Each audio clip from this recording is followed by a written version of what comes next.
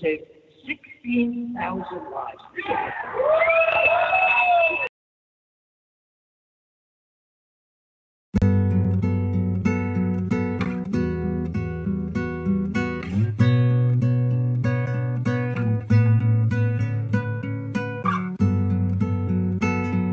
I guess there's been some things on my mind, so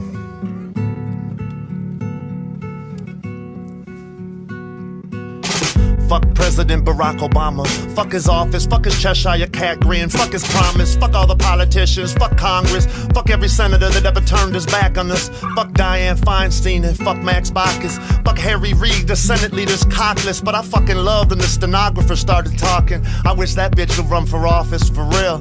Fuck Jay-Z, fuck Yeezus, this arrogant motherfucker actually thinks that he's Jesus. Fuck Rockefeller, both the man and the label, fuck the deal that they made to put some gold on their table, and fuck Rain Man, your inspiration is fake, so you nothing but the puppet for the devil to take, yo. And fuck Catholics, you gonna murder them, ho?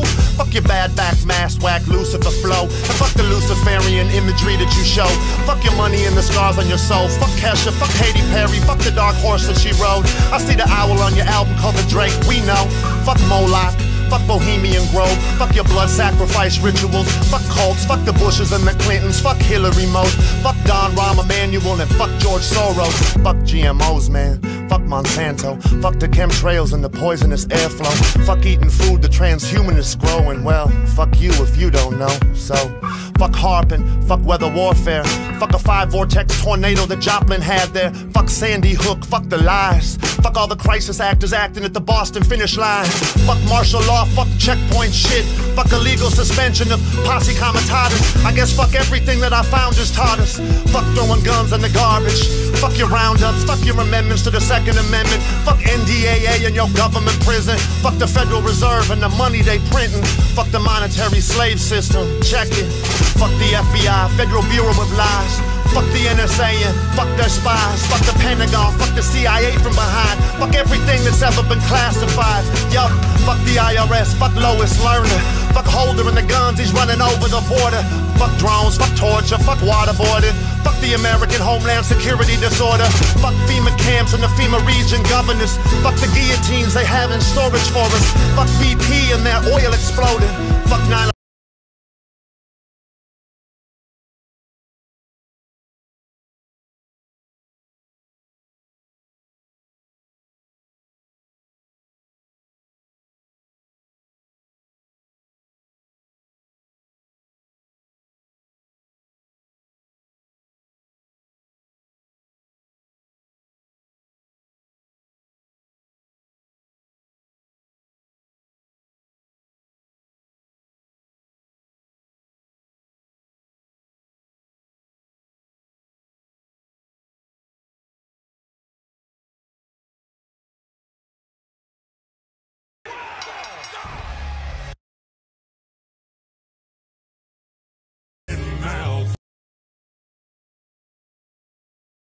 Undersea cables and cell towers.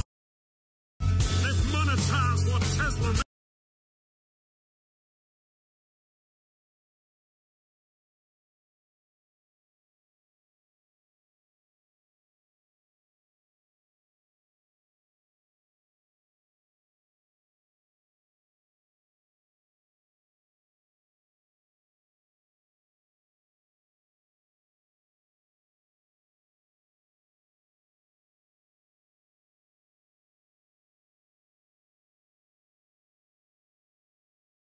What Tesla made for free with their fake satellite industry. It was Arthur C. Clarke that theorized these things, the sci-fi boxes with solar wings. Another Freemason, it's no surprise. They make science fiction and they monetize. They've stolen Tesla's technology and they get you to pay for your TV. Are you seeing it now, people? We're close to satellite folks. Just another one of them NASA jokes. You can't buy me a picture of a satellite without bringing up a bunch of that CGI. Just a bunch of cartoons all over the place. When I search satellites in space, yeah, go type it into Google right now. And let me welcome you to the satellite home. So next time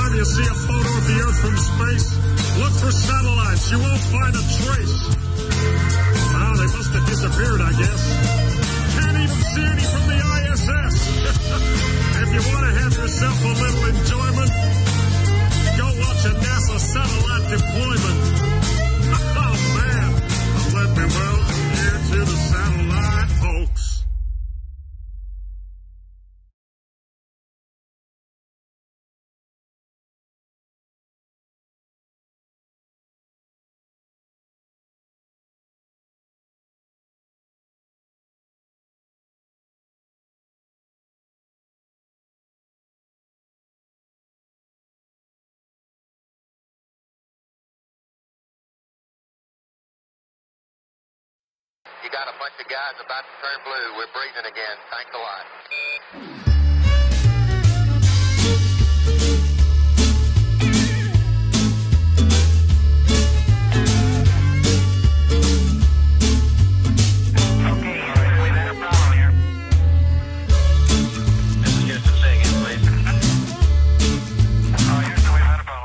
Well, a funny thing happened on the way to the moon. That's the title of a video that I watched on YouTube. You can see astronauts hanging from wires, proving that astronauts and NASA are liars. They analyze photos and highlight mistakes with the moon landing missions. They show it was faked. You can see them faking the photos of Earth. They use a round window to fake the curve. That's suspicious, don't you think? Yeah, listen up. I watched another documentary called Astronauts Gone Wild. Astronaut Buzz Aldrin gets a little riled. All he was asked to do was to swear to God that he went to the moon, but he would not. He was faced with a moon landing denier. Had a chance to show that he ain't no liar, but Buzz decided to punch that dude just for asking him to swear if he went to the moon. That's suspicious. So, do you still believe we went to the moon? Do you still believe what they're telling you? Just connect the dots and pretty soon you'll find out what I found out too. But if you question this stuff, you'll be labeled a loon. You'll be called a conspiracy theory buffoon, but I don't care, man. I'm still gonna make this tune, cause I know that we didn't go to the moon.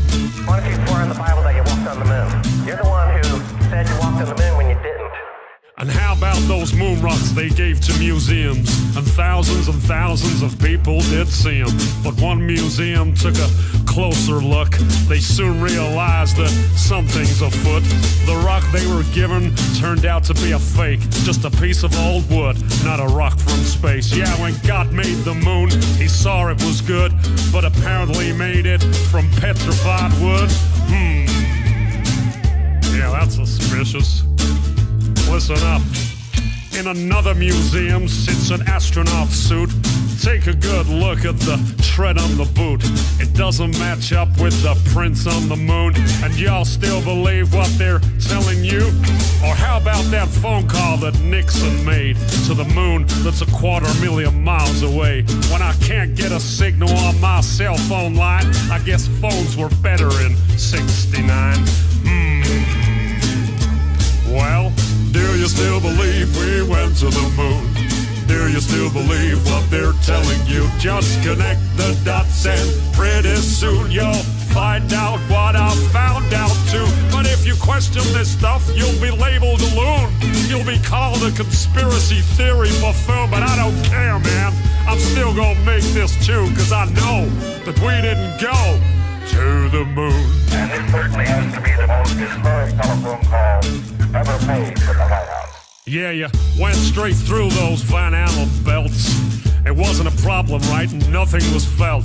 But now you say it's a problem and you can't get through. This problem needs to be solved, according to you. But didn't you solve that problem back in '69 and you flew straight through them 5 more times? You wonder why I think it's fake when there are so many Apollo mistakes, like the telemetry data that's all gone missing. 13,000 reels, are you kidding? A giant leap for all mankind, but you lost the data and no one can find. Come on, man, are you kidding? Do you still believe we went to the moon? Do you still believe what they're telling you? Just connect the dots and pretty soon you'll find out what I found out too. But if you question this stuff, you'll be labeled a loon. You'll be called a conspiracy theory buffoon, but I don't care, man. I'm still gonna make this tune, cause I know that you can't go. No, there's no blast crater from the lunar module. Probably because that thing is just a model. Or the flag that flutters with no atmosphere. Don't you think that's a bit queer? Intersecting shadows means another light source. Do I think it's fake? Yeah, of course. The whole thing was filmed on a Hollywood set. Directed by Kubrick is my best bet. The moon's so cool, we'd love to explore it, but we can't get past low Earth orbit. Do your research, people. I think you'll find that NASA admits that a bunch of times. Listen. Right now, we only can fly in Earth orbit. That's the farthest that we can go. And this new system that we're building is going to allow us to go beyond and hopefully take humans into the solar system to explore. So the moon, Mars, asteroids, there's a lot of destinations that we could go to. And we're building these building block components in order to allow us to do that eventually.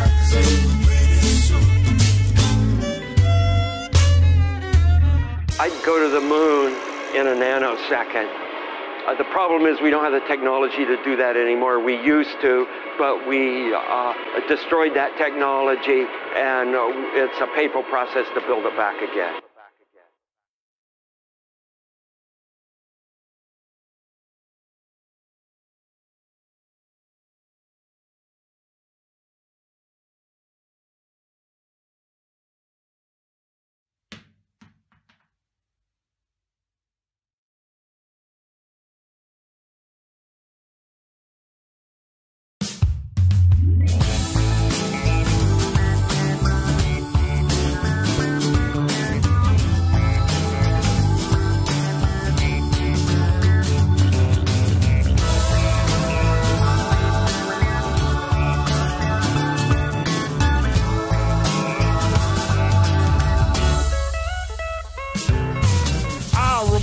When I learned in school about gravity, it was so cool. I had a teacher that knew it all. She taught me how water could stick to a ball, how buildings stick to the underside of a ball that spins like a carousel ride. Man, it all sounded crazy to me, but I love learning about gravity. I couldn't wait to tell my dad about the amazing day that I had. He picked me up, I was bursting with pride. He opened up the door and I jumped inside. He smiled at me and said, "How was your day?" I said, "Dad, I was blown away. I learned about this magical thing, but it's kinda got my head in the spin. I learned about this Newton guy. When an apple fell on his head, he surmised that there must be a force that's pulling it down, and everything's being sucked to the ground. A force that sticks us all to this ball, the people, the buildings, the oceans and all. So it was written in history. Newton had discovered gravity." Well, he just looked at me and said, "Don't believe in gravity. Don't believe in fantasy. Don't believe, 'cause the theory's all it is. It's never been proven, but they teach it to the kids."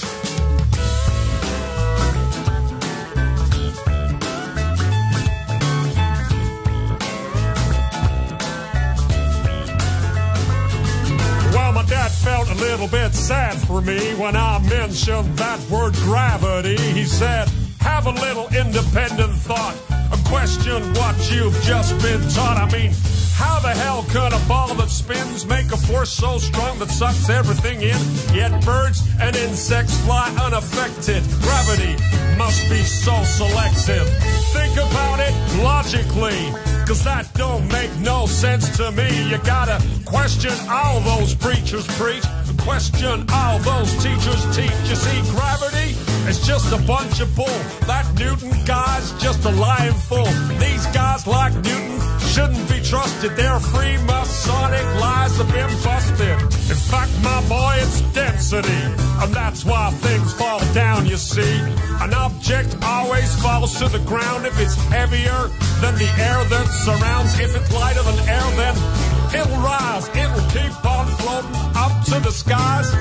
That's what's known as buoyancy, and that makes more sense than gravity.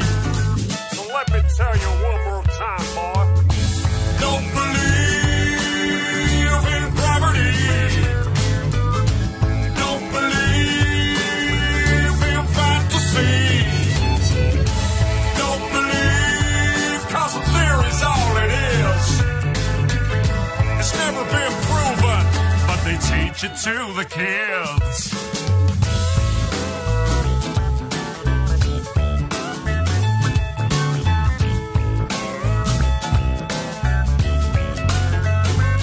He said, I'm sorry, son, for bursting your bubble, but that kind of thinking can get you in trouble. These theories they try to put in your head, it's all just pseudoscience, he said. They'll have you believing in all kinds of crap. That gravity nonsense belongs in the trash. Believe me when I say to you, there ain't no gravity, and that's the truth. Well, my daddy made me think that day. He made me think in a different way. I did some thinking for myself. I put that theory back on the shelf. That gravity crap is indoctrination, not truthful, trusted information. People need to wake up and see there ain't no such thing as gravity. You let me hear you sing it one more time now. Don't believe in gravity. Don't believe in fantasy. Don't believe, cause a theory's all it is. It's never been proven, but they teach it to the kids. One more time now. Don't believe in gravity. Don't believe in fantasy. Don't believe, cause a theory's all it is. It's never been proven, but they teach it to the kids.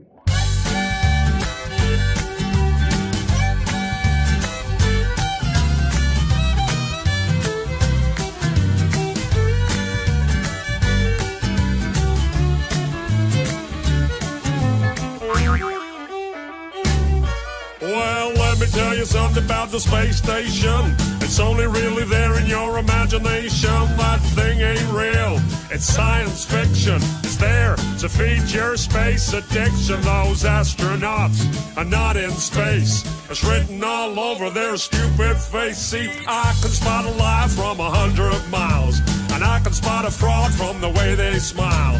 Didn't you learn nothing from the fake moon mission? That puppet show from President Nixon. Well, listen up, they're doing it again, it seems. Check out the harnesses and green screens. I used to work a lot in film and TV. I know a bit about the television trickery to create the illusion that you're somewhere that you're not. A green screen is what you're gonna use a lot. Or if you wear a harness and attach it to the ceiling, the illusion that you're floating is what they'll be believing. All you're watching is a puppet show, yeah, the whole world's a stage.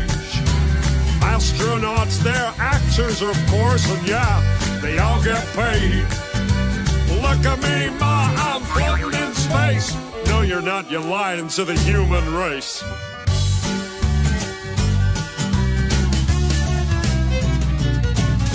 So let me tell you something about a zero-G plane. This thing flies up and then down again. Some weird stuff happens if you're on the inside. You start to float as the plane takes a dive. Simply add an actor that's trained to deceive, and you got yourself an astronaut, or so you believe.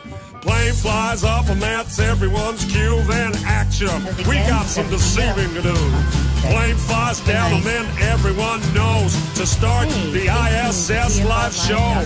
Floating in a plane with zero-G, but you only see astronauts on your TV. All you're watching is a puppet show, yeah, the whole world's a stage. Astronauts, they're actors, of course, and yeah, they all get paid. Look at me, ma, I'm floating in space. No, you're not, you're lying to the human race.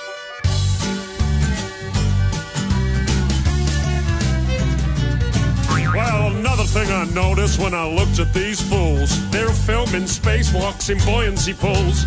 NASA's gonna tell you that it's just for training, to practice for space station maintaining. Well, I've thought about that, but if that's the case, then why the hell can I see bubbles in space? Take a hard look at the next spacewalk, and tell me if you can see bubbles at all. Open your eyes, man, I'll bet you a quarter those spacewalks are filmed underwater. I can see space bubbles everywhere. Hey, NASA, how the hell did those get there? All you're watching is a puppet show. Yeah, the whole world's a stage. Astronauts, they're actors, of course, and yeah, they all get paid. Look at me, Ma, I'm floating in space. No, you're not, you're lying to the human race.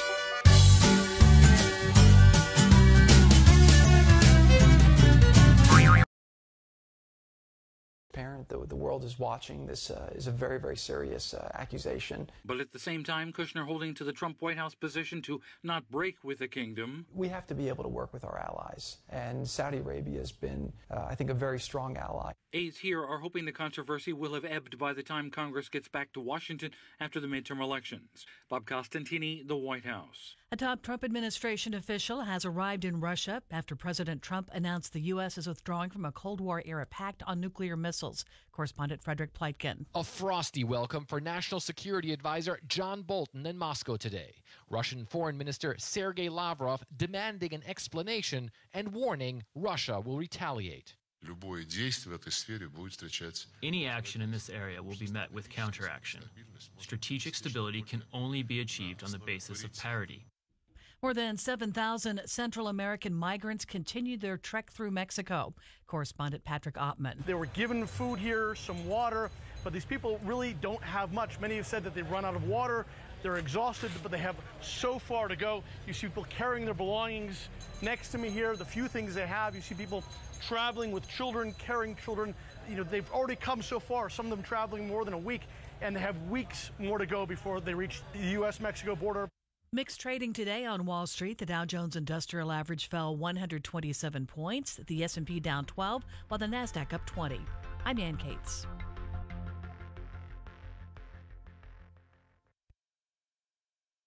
You are now tuned into the Truth Frequency. Your protection from deception. This is Truth Frequency Radio. Astronauts to the moon.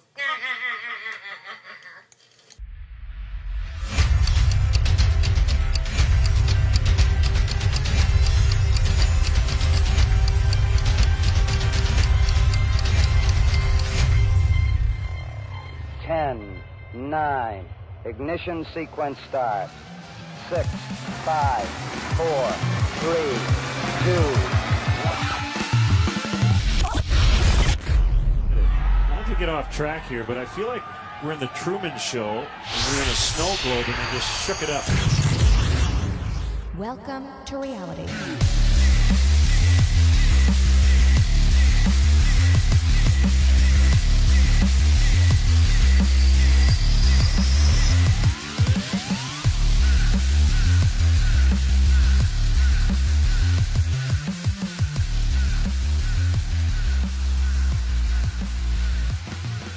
Good evening, ladies and gentlemen, boys and girls, and children of all ages. You are tuned into your protection from deception right here at truthfrequencyradio.com. And do not pass go. Do not collect 200. You are currently stuck with the #1 show on TFR on Monday nights between the hours of 6 and 8 p.m. Pacific. That's 9 to 11 Eastern. That show is Jeranism Monday Night Raw, and it starts now. I'm your host, Jeran from Jeranism, and I am a shill, and I don't act alone. My co-shill tonight, he hails from New Jersey. He is the channel owner of DITRH, Deep Inside the Rabbit Hole. He is the host of the Flat Earth podcast. He shills out of the East Coast Flat Earth headquarters. That's FEHQ1. He is David. David, what is up? Hey, man. I didn't know that was public information, but right on. Is it not public? Now it is. I retract that intro. Retract it completely.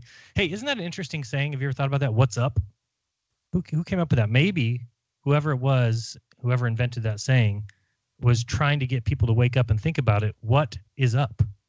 What is up? It isn't stars trillions of miles away, 25 trillions of miles away at the minimum. It isn't that. Did you ever think about that? What is up? That's a great thought. Never thought of it until this very moment. Now it's something I have to ponder. I guess I could summon Baller Dave and ask him what is up, but I'll probably get a bunch of mathematics. Let's not have him come in for a little bit. Leave him out. He's a little, maybe in the second or third or fourth quarter. Quarters, I like that. Yeah. Quickly, first say hello to those in the chat. Of course, thank you for joining us. Shout outs to those in the Sugar Bushwhacker crew. Simulcasting this show on YouTube, as always, I'm sure.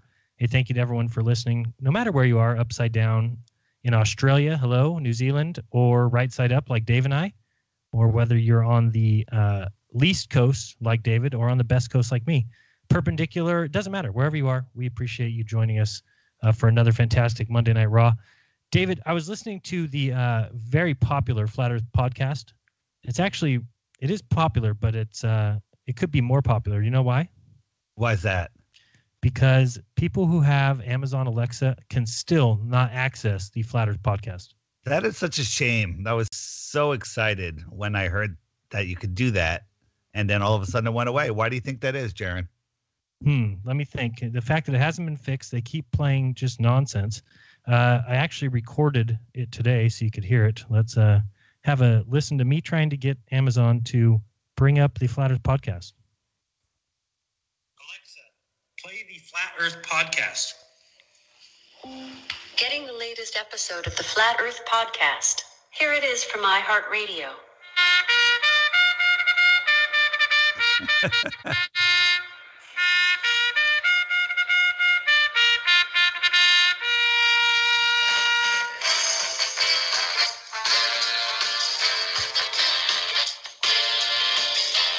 Now, I wish that was a joke. I wish that I had input some sort of sound effect there or added that racing music. No, that is what plays when you ask for what is that? What is that show that comes up? It's like Johnny Barker's flat track racing, horse racing, and more out of Vegas.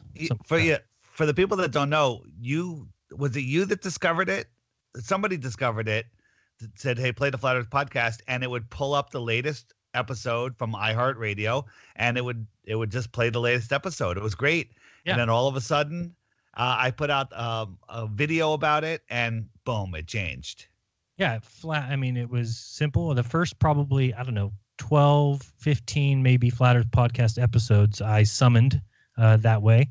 And then all of a sudden, one day we did it, and we couldn't understand what was going on because she actually says, getting the latest episode of the Flat Earth podcast from iHeartRadio, just like she said before, but then plays some nonsense. It hasn't always been Danny Brew from Vegas. It's been other podcasts. It just plays random podcasts. But the one that you can't listen to is Dave Weiss and Matt Long, currently covering for Curious Jay.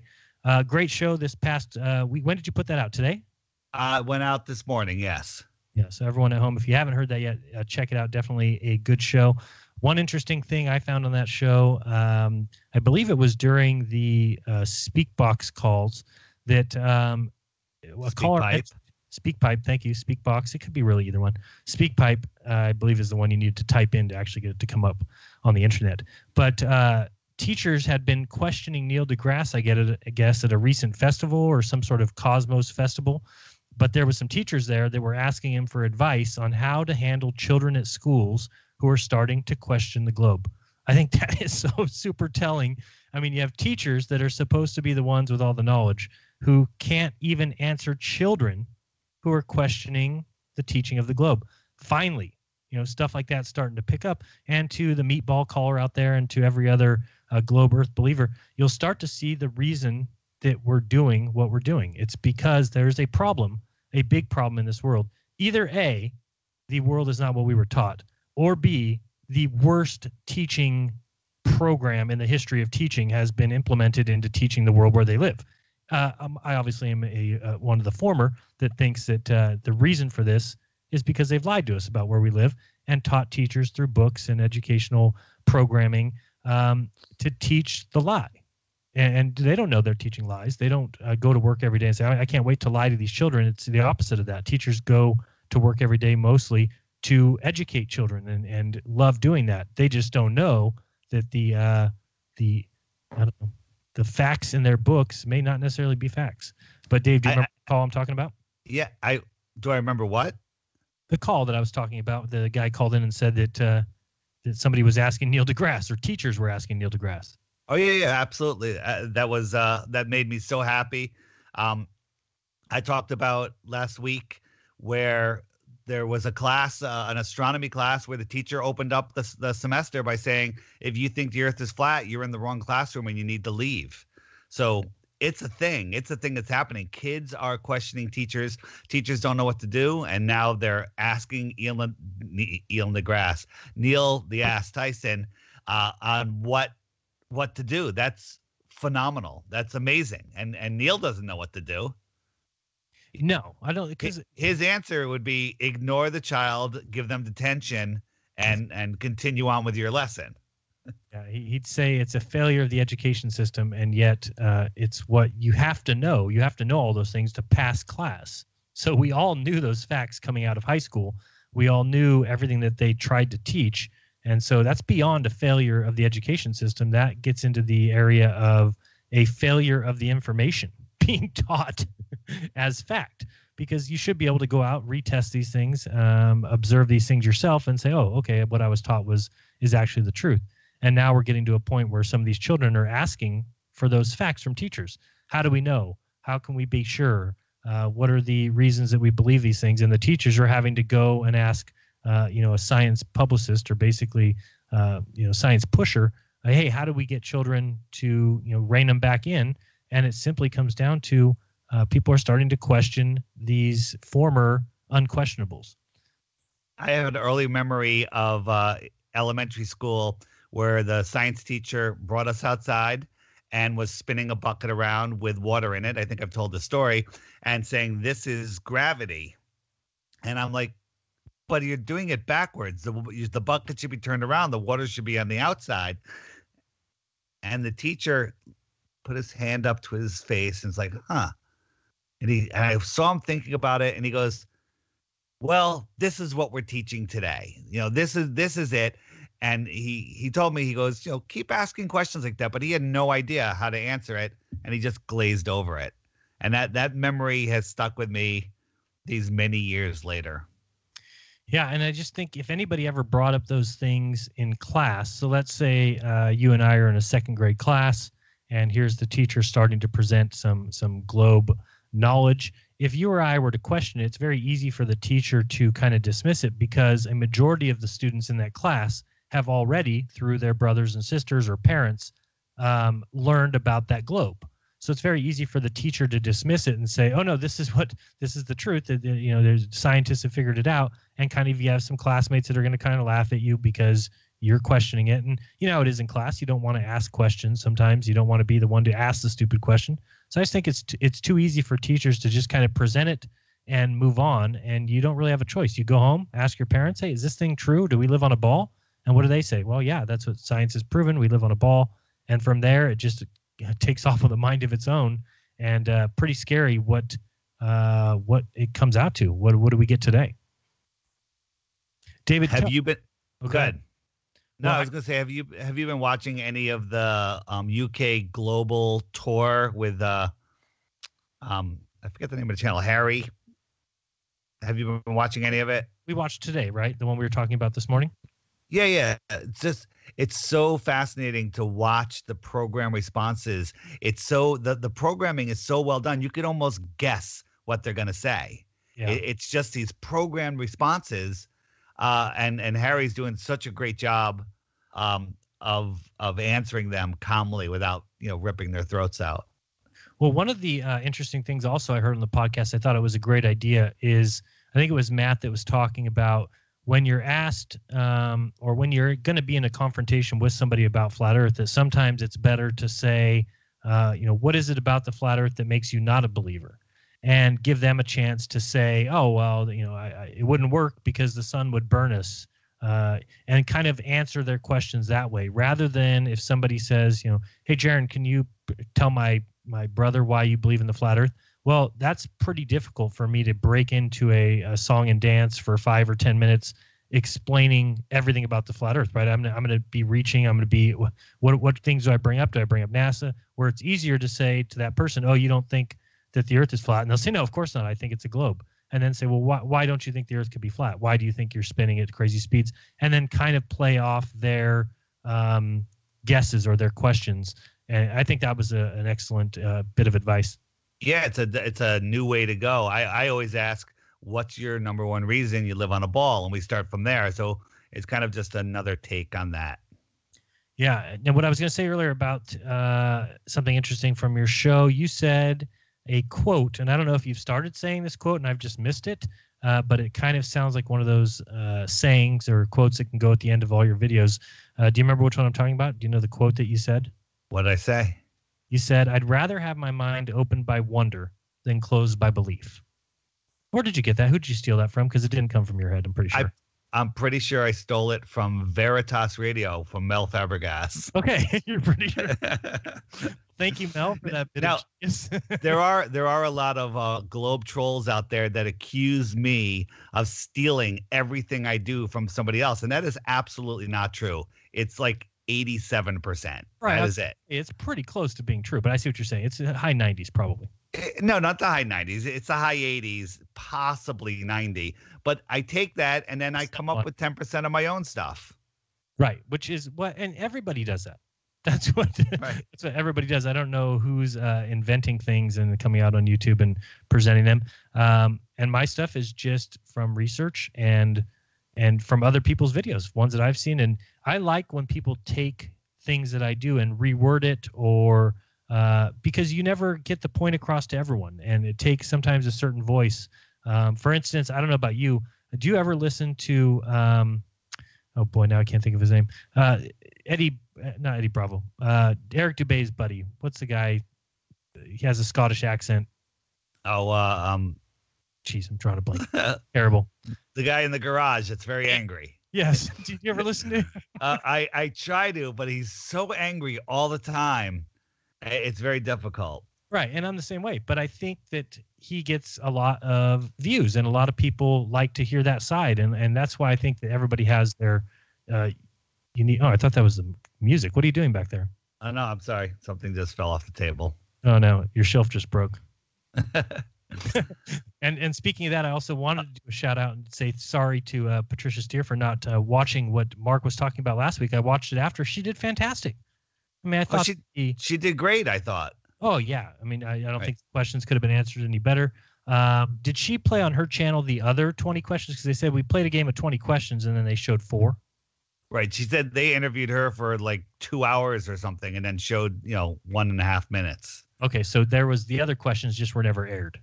I believe so. Kind of like your interview with HBO. Got you up at 6 a.m., got you out to the billboard, and then they never played a word you said. You forgot about trudging through the wet high grasses on the way to the billboard. So, yes. But we were talking about Dell Beyond the Imaginary Curve. Thank you very much. Thank you very much. There you go. This is a live show. We can't just edit things and place it back in like your show. Occasionally when I'm doing stuff, I'll be listening to him. I'll listen to him in the background if there's nothing else that I can listen to, and sometimes I'll go into chat and make a positive comment or agree with something he says, and then the people in his chat hate me. So that's what happens. Or at least 3 or 4 of them do, and they just jump down. Oh, the shill is here. Calling me every name in the book, and I'm like, okay, I'm out of here. That is good stuff. Other things this week. Did you happen to catch the debate last night between Chris Van Metre and Jesse Kozlowski? No, I didn't. Can you give us a summary? It was a little slow. Jesse's always the same way. I think he started out, he was asking, well, how does the 8 inches per mile squared work? So the first half hour was kind of a Chris Van Metre saying what do you mean? What are you asking? Because everyone knows how that works. So I didn't understand that first half hour. But beyond that, I thought that there was some good points made by Chris. Obviously, there was some obfuscation by Jesse most of the time. I do have a short clip here that I thought was good. It's just a little story that Chris tells towards the middle of the debate. At first I was like, where is he going with this? But then he kind of rounds it out nicely. So before we go to break, let's have a listen to Chris Van Mitri talking on Jesse Kozlowski's channel last night, a little debate. These are two surveyors, both of them career surveyors, one a flat earther, one a meat baller. I'll get back with you. And now before we go, all right, I'd like to tell this short little story. And the story, what it is this lady and her daughter, as her daughter's growing up, every Thanksgiving, she helps her mother make the ham for the Thanksgiving dinner. So her mother gets out a pan, she gets out the ham, she sets the ham up on the counter and cuts off both ends of the ham. She sets the ham in the pan and cooks it. So as the years go along, they change traditions, and her mother starts going over to her daughter's house, and her daughter starts preparing the meal. So it's Thanksgiving again, and the daughter takes out her pan, takes out the ham, she puts the ham on the counter and cuts off both ends of the ham, puts it in the pan, and right as she's going to put it in the oven, her mother asks her, "Why did you cut off both ends of the ham?"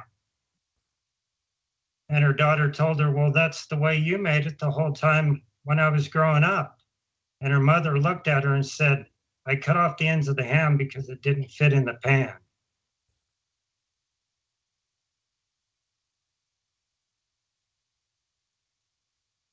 Now, the moral to this story is this lady assumed this whole time while she was growing up that was the way to prepare a ham, not knowing that if her mother would have explained to her that she was cutting off the ends of the ham because it didn't fit in the pan, she would have known. Now, that's what happens in a lot of things, medical field, surveying. When I come up through the ranks, who taught me how to survey? A person that was older than me, that was taught this is how you do it. And the person that taught him was taught the exact same way. So in my paradigm, I'm not cutting off the ends of the ham anymore, because I now realize there's another way to look at this. And there's other things that's been ignored throughout the years, like the instrument error within the instruments that everybody wants to discontinue. And the reason they want to do that is the horror of what that is going to bring forth. What it's going to bring forth is that when you're looking at a target, 2 miles away and it's below your crosshair, it has absolutely nothing to do with the curvature of the earth. It has everything to do with the way the instrument is made and operates. So that's just a clip. You can check out the rest of that on the channel Jesse Kozlowski. It was streamed last night. It was a debate. The name of the video is Chris Van Mitri, How Does the 8 inches times the miles squared formula work? Which where is Chris out of? Colorado. So he's coming to the conference. I would bet my bottom dollar that he will. I'm not positive of that. I need to give that guy a hug. He's awesome, isn't he? I hear his voice all the time. I have no idea really much about him other than just hearing him say awesome things, and that was amazing. Well, that was amazing. If you were going to give him a hug, you might give him a kiss after I tell you what his hat says that he's wearing. It says Dave Weiss. No, then you'd have to do more than that. But it says, "The Earth is flat, NASA lied." But nice. I love the hat. So, no, I thought it was a great story, and I feel like the same way. I feel this is a group of people all coming together, cutting off the ends of the ham. That just because we grew up and were taught a certain paradigm, a certain reality, and just like the girl in his story who grew up and saw her mom cutting off the ends of the ham every year, didn't realize that had to do with the fact that the pan that they had was too small. And go ahead. No, if you think about the kids in the science classes, they're the ones that are not indoctrinated into cutting the ham ends off. And so they're asking the most indoctrinated people, which are the teachers that memorize the best and regurgitated it most accurately. So now they're just passing along the nonsense. So the teachers are the most confused. Absolutely. Yep. And so I thought that was great. But yeah, the rest of the debate was good.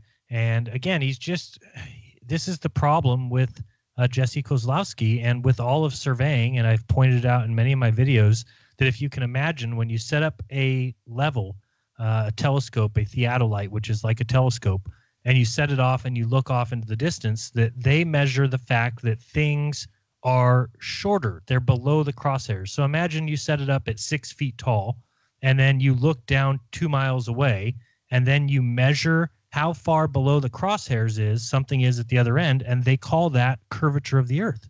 So now think to yourself, do things get smaller in the distance? Does something that's next to you get smaller as it moves away? And the answer is, of course, yes. So the item is, of course, never going to be level with the telescope. If I'm looking at a 6-foot-high telescope and I'm looking off into the distance, no matter how far I'm looking, something 6 foot tall will never be level with something 6 feet next to me, because that's how our eyes work. That's how perspective works. Things get smaller with distance. So what have they done? They've hijacked perspective and called it curvature. And this is the nature of the entire flat Earth awakening. Dave? Did he throw in his theodolite and say, okay, the Earth is flat? Did Jesse? Yeah. No, Jesse will continue to say, no, those are zenith angles.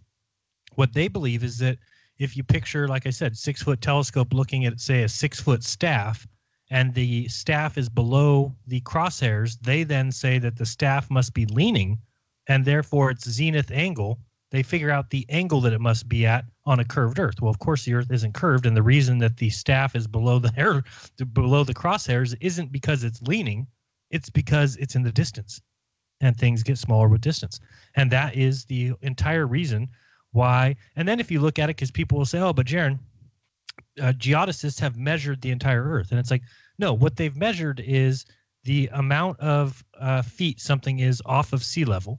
You start at the shore, say in California, and you measure how high things are going with a level to a level. You're doing your transits, whatever you want to call them. When you do a certain group of area where maybe it's just a half mile, you do another half mile. So what they do is they map the topography basically from the west coast of the United States to the east coast. And as we know, it starts at sea level, goes up to about 5,000, 6,000 feet high, 7,000 maybe, I don't know, and then comes back down as you head towards the east coast and then gets back to sea level. Well, the entire rest of the globe, the water, is an assumed sphere. There's nobody out there measuring that, oh, well, the Earth is curving. No, it's an assumed ball Earth. And when you factor that in with the little bit of topography on the land features, you get convex Earth. If you put a bunch of 10-foot poles across a football field and looked at them with a theodolite, would they drop off in the distance, or would it look right across the top of each of them? Interesting question. Let me answer that after the break, because it's actually a detailed question. Were you trying to get me to go into detail on that? No, I don't know. It was a question. I'm not as experienced with theodolites as you. And also, when we come back, are we going to talk about the billboard and get Bob on the line? Absolutely. I hope Bob calls in. I did ask him. Let me see what he says here. Oops.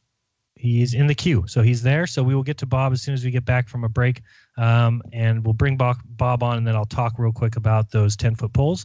And then we'll talk about Bob, and he was just interviewed. I'll let him talk to you about that and what's coming up in his own backyard in just a matter of, can you believe it's just a matter of days?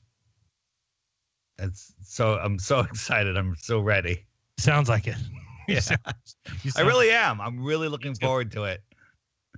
Well, if Dave actually said that if he was offered a free trip to the Caribbean, all expenses paid, or he had to pay for his own way, room and board and food and everything to the Flat Earth Conference, that he would say, take your Caribbean trip and shove it. True. We'll be right back, guys. Don't go anywhere. You're listening to Jeran. This is Monday Night.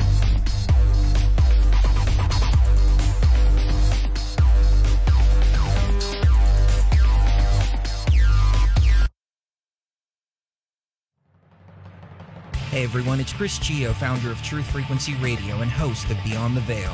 The mainstream media and establishment are running scared right now, and they've prominently featured truthfrequencyradio.com as number 89 on the federal government's hit list, also known as the fake news list, which is essentially a list of sites slated for censorship on Facebook, YouTube, Google, and other social media. Now is the time for you to get involved.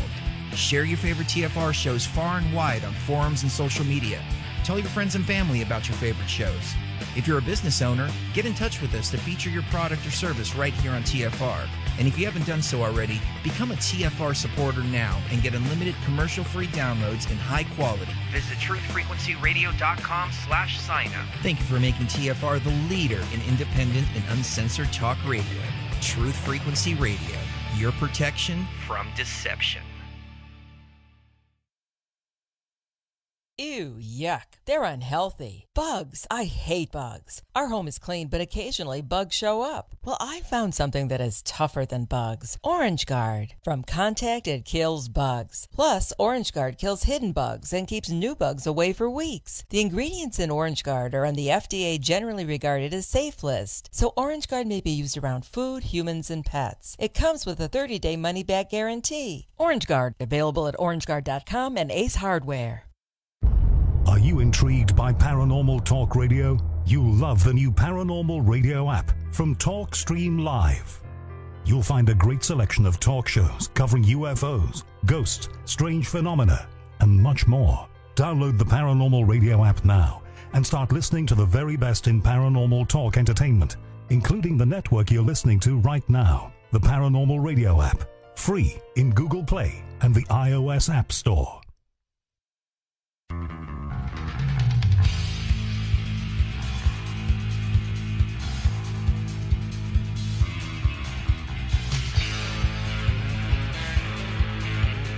Hey everyone, this is Phoenix of Phoenix Rising Radio. Now is the time to lift your mind higher. Now is the time to rise above. How do you do this? Easy.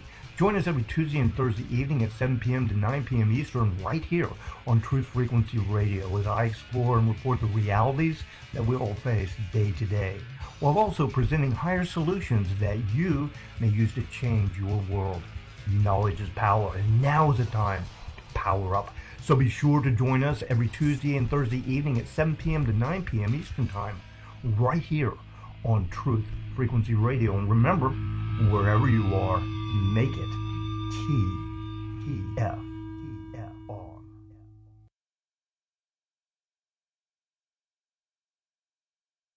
No hate, no hype, no fear. We are TFR. Frequency Radio.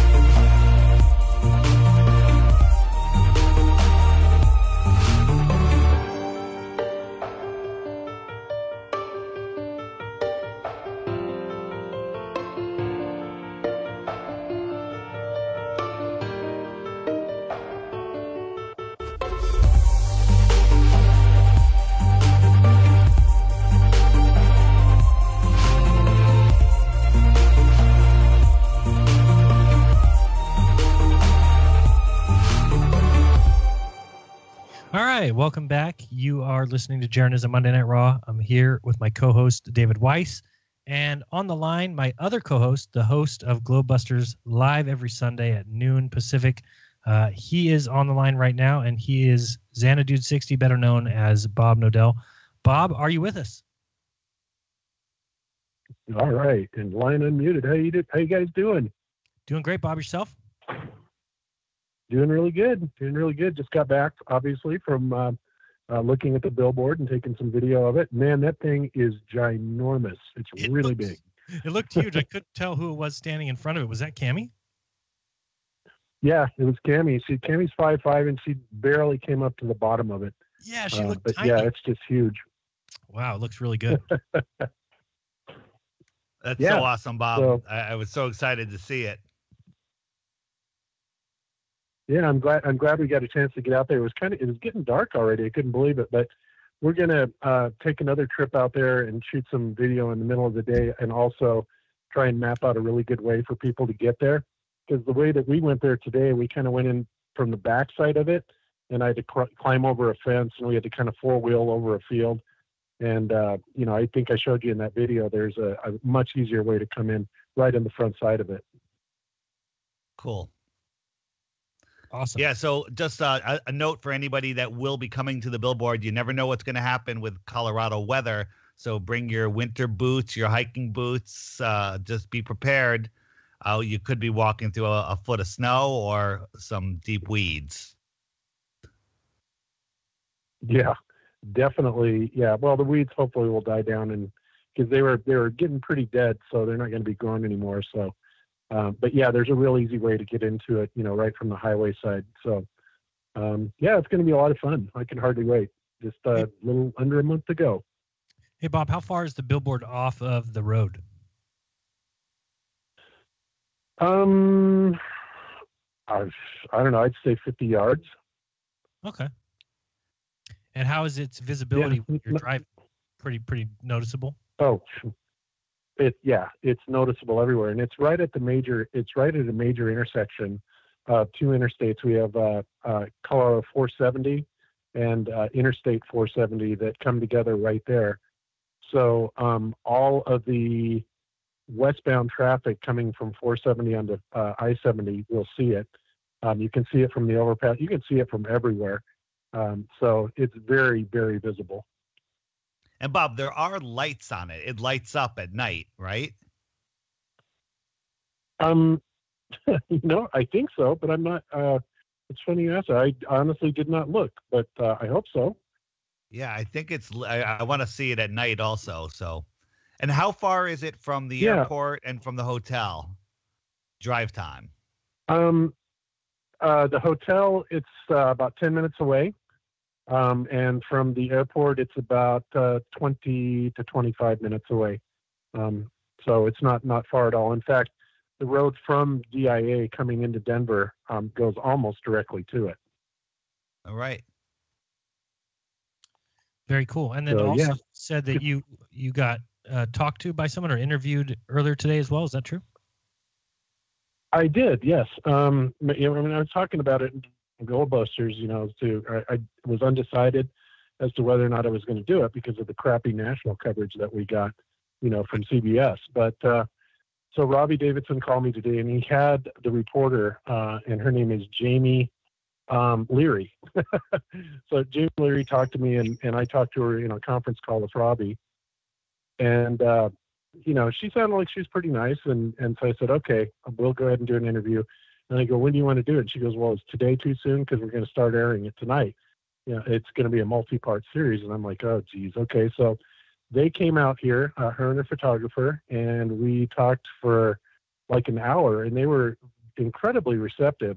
One thing that I definitely pointed out to them, and I made sure that they understood, is I said, we are not the Flat Earth Society. And I explained to them what the Flat Earth Society was. And I said, just do not, if anything gets through, that's one thing that we definitely do not want to be associated with as the Flat Earth Society. And of course I told her why and all that, but we went all over the place in the interview. We talked about the different models. I told her that, Flat Earthers have different models. Some had an idea of the firmament and others didn't. Of course, you guys know that I believe that there's a firmament up there, but I said, my belief is not shared by everyone. And I said, there's quite a diverse opinion on it. And they asked the obvious questions and everything. And I answered them and kind of explained why different people saw it different ways. Awesome. And then so it starts airing tonight, huh? Yeah. She said it will start at 10 o'clock tonight, and it can actually be viewed at CBS 4 Denver, the number 4 Denver.com. She said, I asked her what time it would air, and she said 10 o'clock. I don't know if it's actually going to air right at 10 o'clock, because that's right when the news starts, but maybe I got the headlining position. I don't know, but that would be cool. Coming out the gate. Yeah, I hope so. Yeah, that'd be awesome, actually. But I mean, she was really nice, and her photographer, the videographer, was really interested in it. And the interview just went really well, I thought.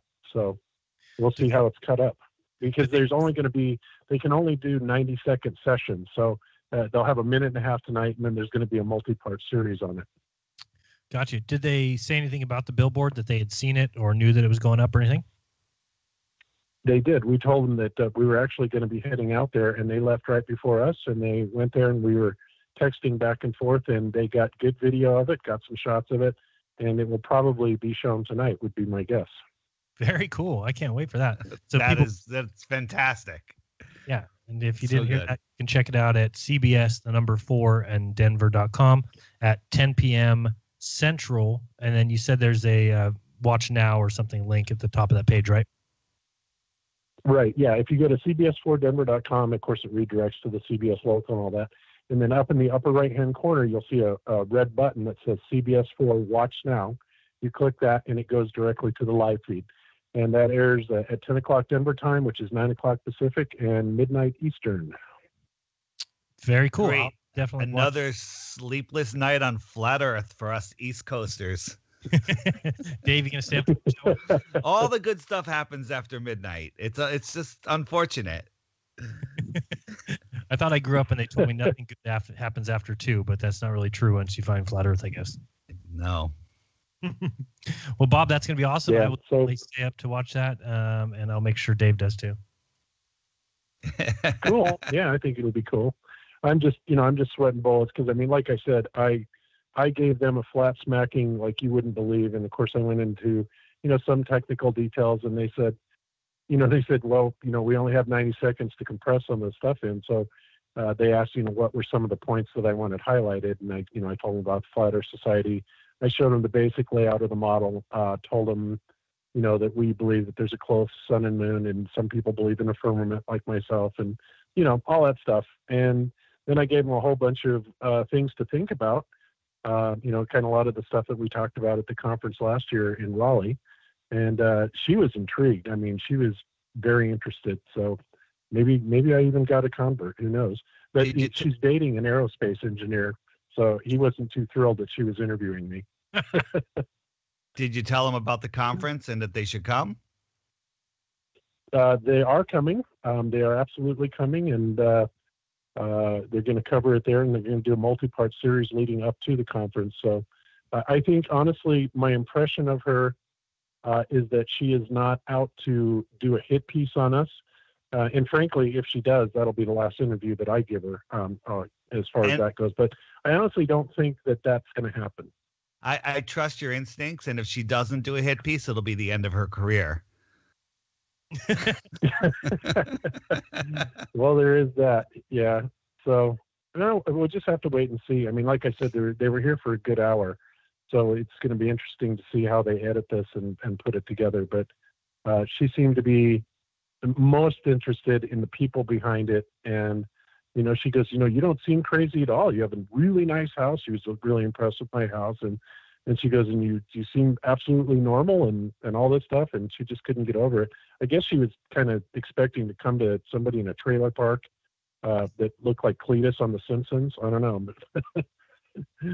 But yeah, no, I thought it went really well. Well, awesome. I totally look forward to that, and also look forward to the 15th and 16th of November. That, of course, is the Flat Earth International Conference, round 2 out of Denver, Colorado, right there in Bob's backyard. Bob, have you had a lot of people asking you questions about it and talking about it? Is it kind of building up some momentum heading in? Oh yeah, absolutely. I think that a lot of people, I know a lot of people are talking about it. I've gotten tons of questions about it. Of course, the press is very interested.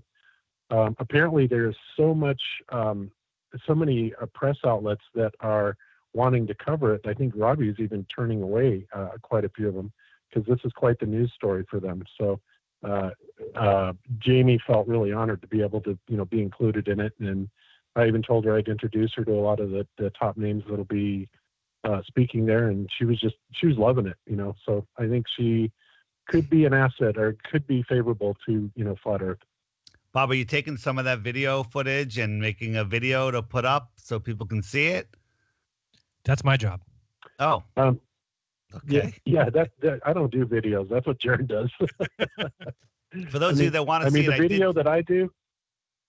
I did take one of Bob's pictures and put it on the Flat Earth Podcast Facebook page if anybody wants to take a look. Right. And you can also, if you want to drop that, the OneDrive link too, that's fine. Anybody can download the video if they want to actually see it. But cool. Yeah, it's very, very cool. And I'm really looking forward to it. I'm just a little nervous about, how they're going to cut the interview together tonight. But other than that, like I said, I felt good about it. All right. Well, thanks, Bob. I appreciate the call, and we'll be watching you tonight, and then I'll text you either way to go or what the hell are you talking about to that lady, one or the other. Do you I hear you. Cammy have any? Do you and Cammy have any leftover of those Flat Earth Clues cards I gave you guys? Those little, we do. Absolutely. Which essentially mimic the billboard. So you guys have been putting them all around Denver. People have been seeing them. You've been planting these seeds. Now, a lot of people may have seen them and discarded them. Now they're going to be driving down the highway and they're going to see a billboard and it's going to snap. It just, so many people are going to wake up to this, I think. And then they go home and they search for they find my videos. This is a perfect circle. I love it. Yeah. There you go. Yeah, Cammy flat smacks everybody. Me not as much, but she everywhere she goes, she takes those stickers with her and talks to people. So yeah, she's very very active in that. Cammy's flat smacking replaces your flat slacking. So it equals out.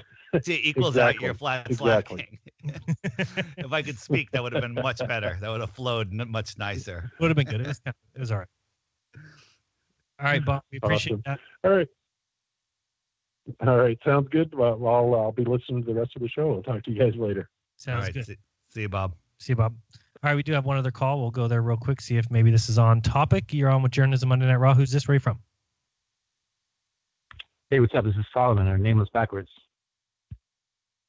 All right. It's me. Hello. Yes, you. Hey, what's up? I just want to say hi, Dave. I was emailing you today. But I didn't call about that. I wanted to just give thanks to Jeran for a video that you made a few weeks ago or a couple weeks ago, and just it's something that you said many times, but it helped me. I wouldn't call it a flat smacking, but I have a couple friends that are, diet woke, and they've always been aware. But like a lot of people, they can't go as far as flat Earth. But anyways, I'm gonna butcher your quote, but basically, I put it out there like, we know they're lying about history, we know they're lying about the government, we know they're lying about the presidency, we know they're lying about all the stuff, but yet we're willing to go all in on this one thing that we can't prove, we can't validate. And just the way that it works, I watched their heads, they kind of looked at each other, and it's like something kind of clicked. So it was just a very powerful statement, and I'm hoping to utilize it maybe with a soundbite. I just want to say thanks. Well, thank you. And you're the one that emailed me with the music you produce, the Flat Earth music. Yeah, it's Frank America. He used to go under. Yeah, he was Spiritual North. He's been a very dedicated researcher. He's very intelligent. I think he had done some spoken word in the past, but this is his first rap album. It's my 15th album, but that's what we've done. We did that first song stage set, and Jeran made the video with What's the Stupidest Quote, which was awesome, and I thank you for that, because we need all the help we can. We're doing this independent.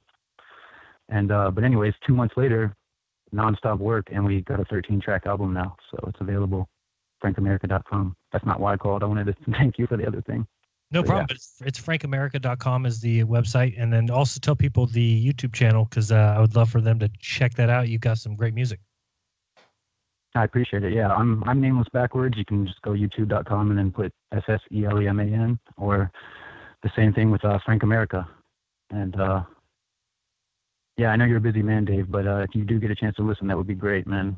I love the podcast. I actually had to unpack a rug today, and while I was doing that, I was listening. It's some good stuff.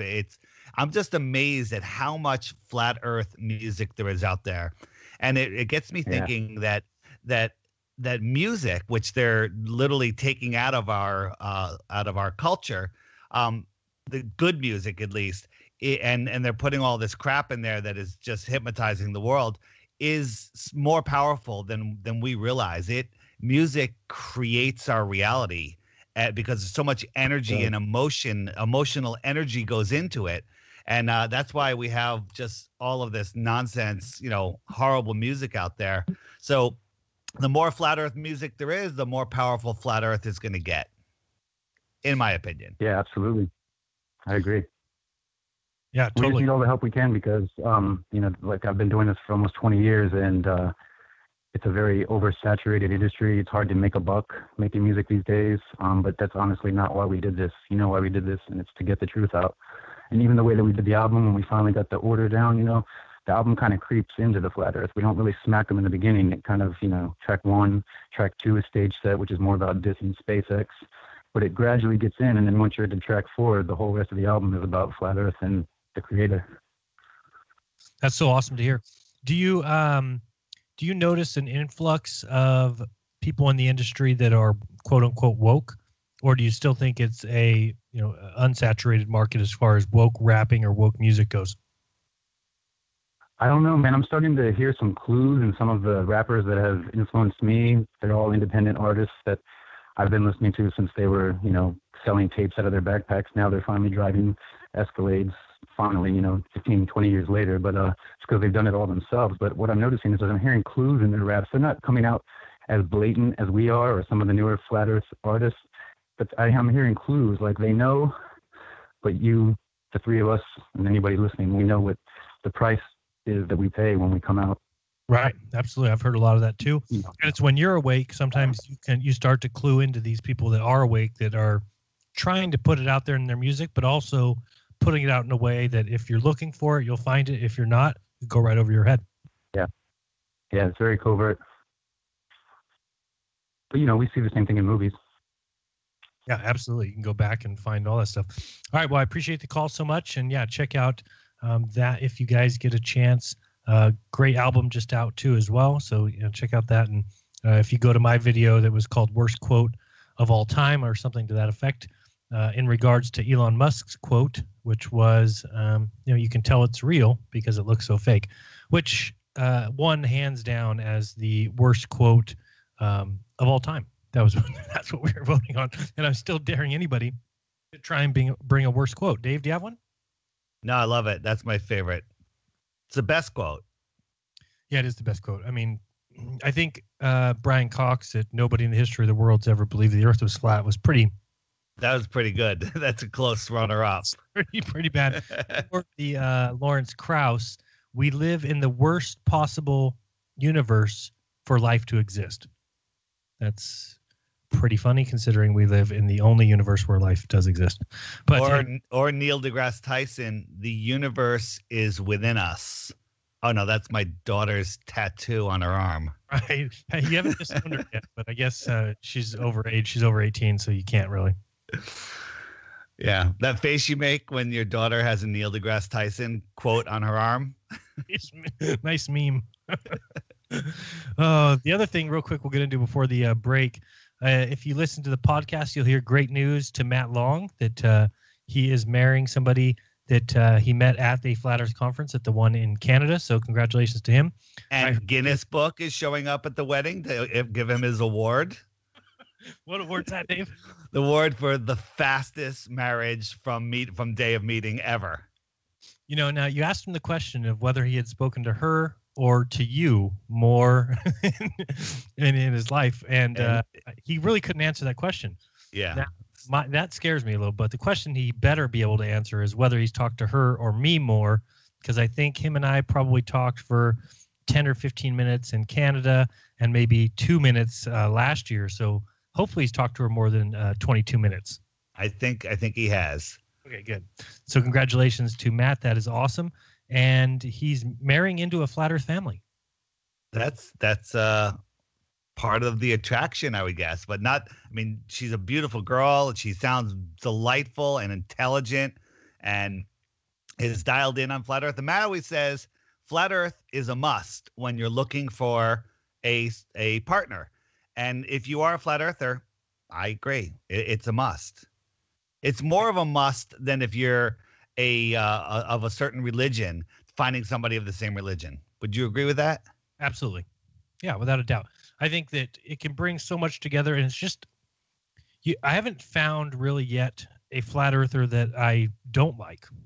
I mean, as far as meeting somebody in person, shaking their hand and just saying, this person's a jerk, can't stand him. Granted, there's some supposed quote unquote flat earthers out there that I wouldn't think very much of, I don't think, if I met them. But as far as the ones I have met, they've been the greatest people. So if I was going to be single and go out and look for a partner, I don't know where else I'd rather go than starting at Flat Earth meetups, because I know I'm going to meet somebody that is down to earth, that doesn't have their head into the stars, and that's awake. That's awake, that recognizes deception when it's brought to your attention and wants to change that and wants to speak out and cares about the future of humanity, and not just somebody who says, what difference does it make to me, or it doesn't matter in my life. I want somebody who looks at it and says, wait, we've been lied to. We actually might live somewhere other than where we were told, and we might be somebody different than what we were taught, and we might have greater things to aspire to than what we've been led to believe. That's the kind of person I want to meet. 100%. It's the only place to go if you're a flat earther right now. Absolutely. So if you are single, or even if you're in a relationship and your significant other doesn't have the same beliefs, Dave, would you agree that bringing them along to the Denver conference is step one in that relationship, finding peace? I've been saying it on again and again. If you have a partner that's not a flat earther, the only reason you're staying with them is the hope that one day they'll wake up, and there's a good chance of that. Take them on a vacation. Break that piggy bank open, whatever it takes. Say, hey, we're going to go to Denver for 3 or 4 days. We're going to have a little adventure. And you can either tell them you're going to the conference or surprise them. That's even better. And go. And there's no chance anybody can go to the conference and leave without at least knowing that they don't live on a spinning ball and being on their way to a full awakening. I totally agree. And do we have time? Probably not. But if you tell a quick condensed version of the story, tell us about Paige's. Hello, Paige, if you're out there. Shout out to Paige. Tell us about her mother. Oh, so Paige's mother, who I don't think I should say that. She's a little stressful, and she doesn't really buy into anything. And we kind of told her about the flat earth, and she said it's ridiculous, and she laughed at us, the typical thing. And she refused to even discuss it. And then over time, she would, she'd see a flat earth thing and she'd send it to us. And the other day, she's texting us. She's like, quick, turn on CBS Good Morning. And she's the one that alerted to us that it was on. So after I saw it, a couple days later, I sent her, I think it was the Morgiles breakdown of it. And I just sent it to her figuring, she's going to fire back some cannons at us. And her response was essentially, he really makes some good points. Flat Earth has some very interesting facts. Right now, at this point in my life, I don't think I can switch gears like that. I'm just too old and tired. But I wish you the best luck in Denver. Can't wait to hear about it. That was, to me, a very positive Flat Earth statement. Anytime the words "you're crazy" are not included, that's a positive Flat Earth statement. Yeah. Just want people thinking about it. We want people looking into it. And before we go to break, before we get cut off, I'm busting Matt's stones a little bit about this rocket ship, relationship he's getting in. But I'm pretty positive he's going to be laughing at us when he has a happy, long, healthy life with this very fast arising situation. So, God bless. There you go. Well, I'm a believer in sometimes in soulmates, and sometimes if people, I even heard him saying that they were talking and knew they were going to get married. So sometimes that's just something that very few people get to experience, but I wish them all the best. And I actually know who he's marrying. I met her in Canada. Awesome girl. So the best to both of them. Don't go anywhere. It's the Jeranism tonight, and this is...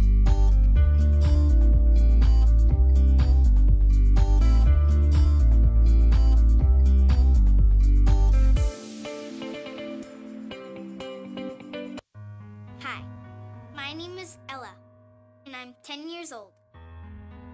I'm one of the millions of children born to parents suffering from the sheeple virus. Symptoms include the inability to think for oneself, the attention span of a goldfish, and a strong belief in government and the mainstream media. It is estimated that 1 out of every 2 children are being raised by parents infected with the sheeple virus. But there is a cure. For as little as 19 cents per day, you can become a TFR supporter and help children like me get their daily dose of truth. Together, we will make sure every child has protection from deception.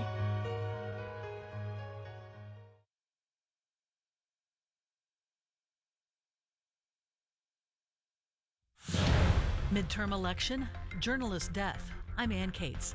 The president is back on the campaign trail tonight. President Trump reminded of his nickname for primary rival Ted Cruz, Lion Ted. To me, he's not Lion Ted anymore. What is he now? Beautiful Ted. He's Texas. I call him Texas Ted.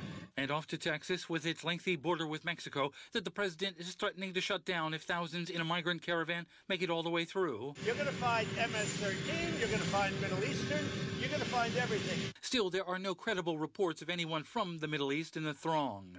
Bob Costantini, the White House. President Trump says he's not satisfied with the Saudis' explanation about the death of a Washington Post columnist. Correspondent Clarissa Ward reports a body double was used the day he disappeared. This does appear to give us a better understanding of why exactly the Saudis were sort of brazenly peddling this lie for the first several days, if not the first week, that Jamal Khashoggi had left the consulate unharmed. One-time Trump aide George Papadopoulos heads to Capitol Hill. Correspondent Linda Kenyon. The former Trump campaign advisor will meet Thursday behind closed doors with members of the House Judiciary and House Oversight and Government Reform Committees. Both panels are leading a joint investigation into FBI and Justice Department conduct during the presidential campaign.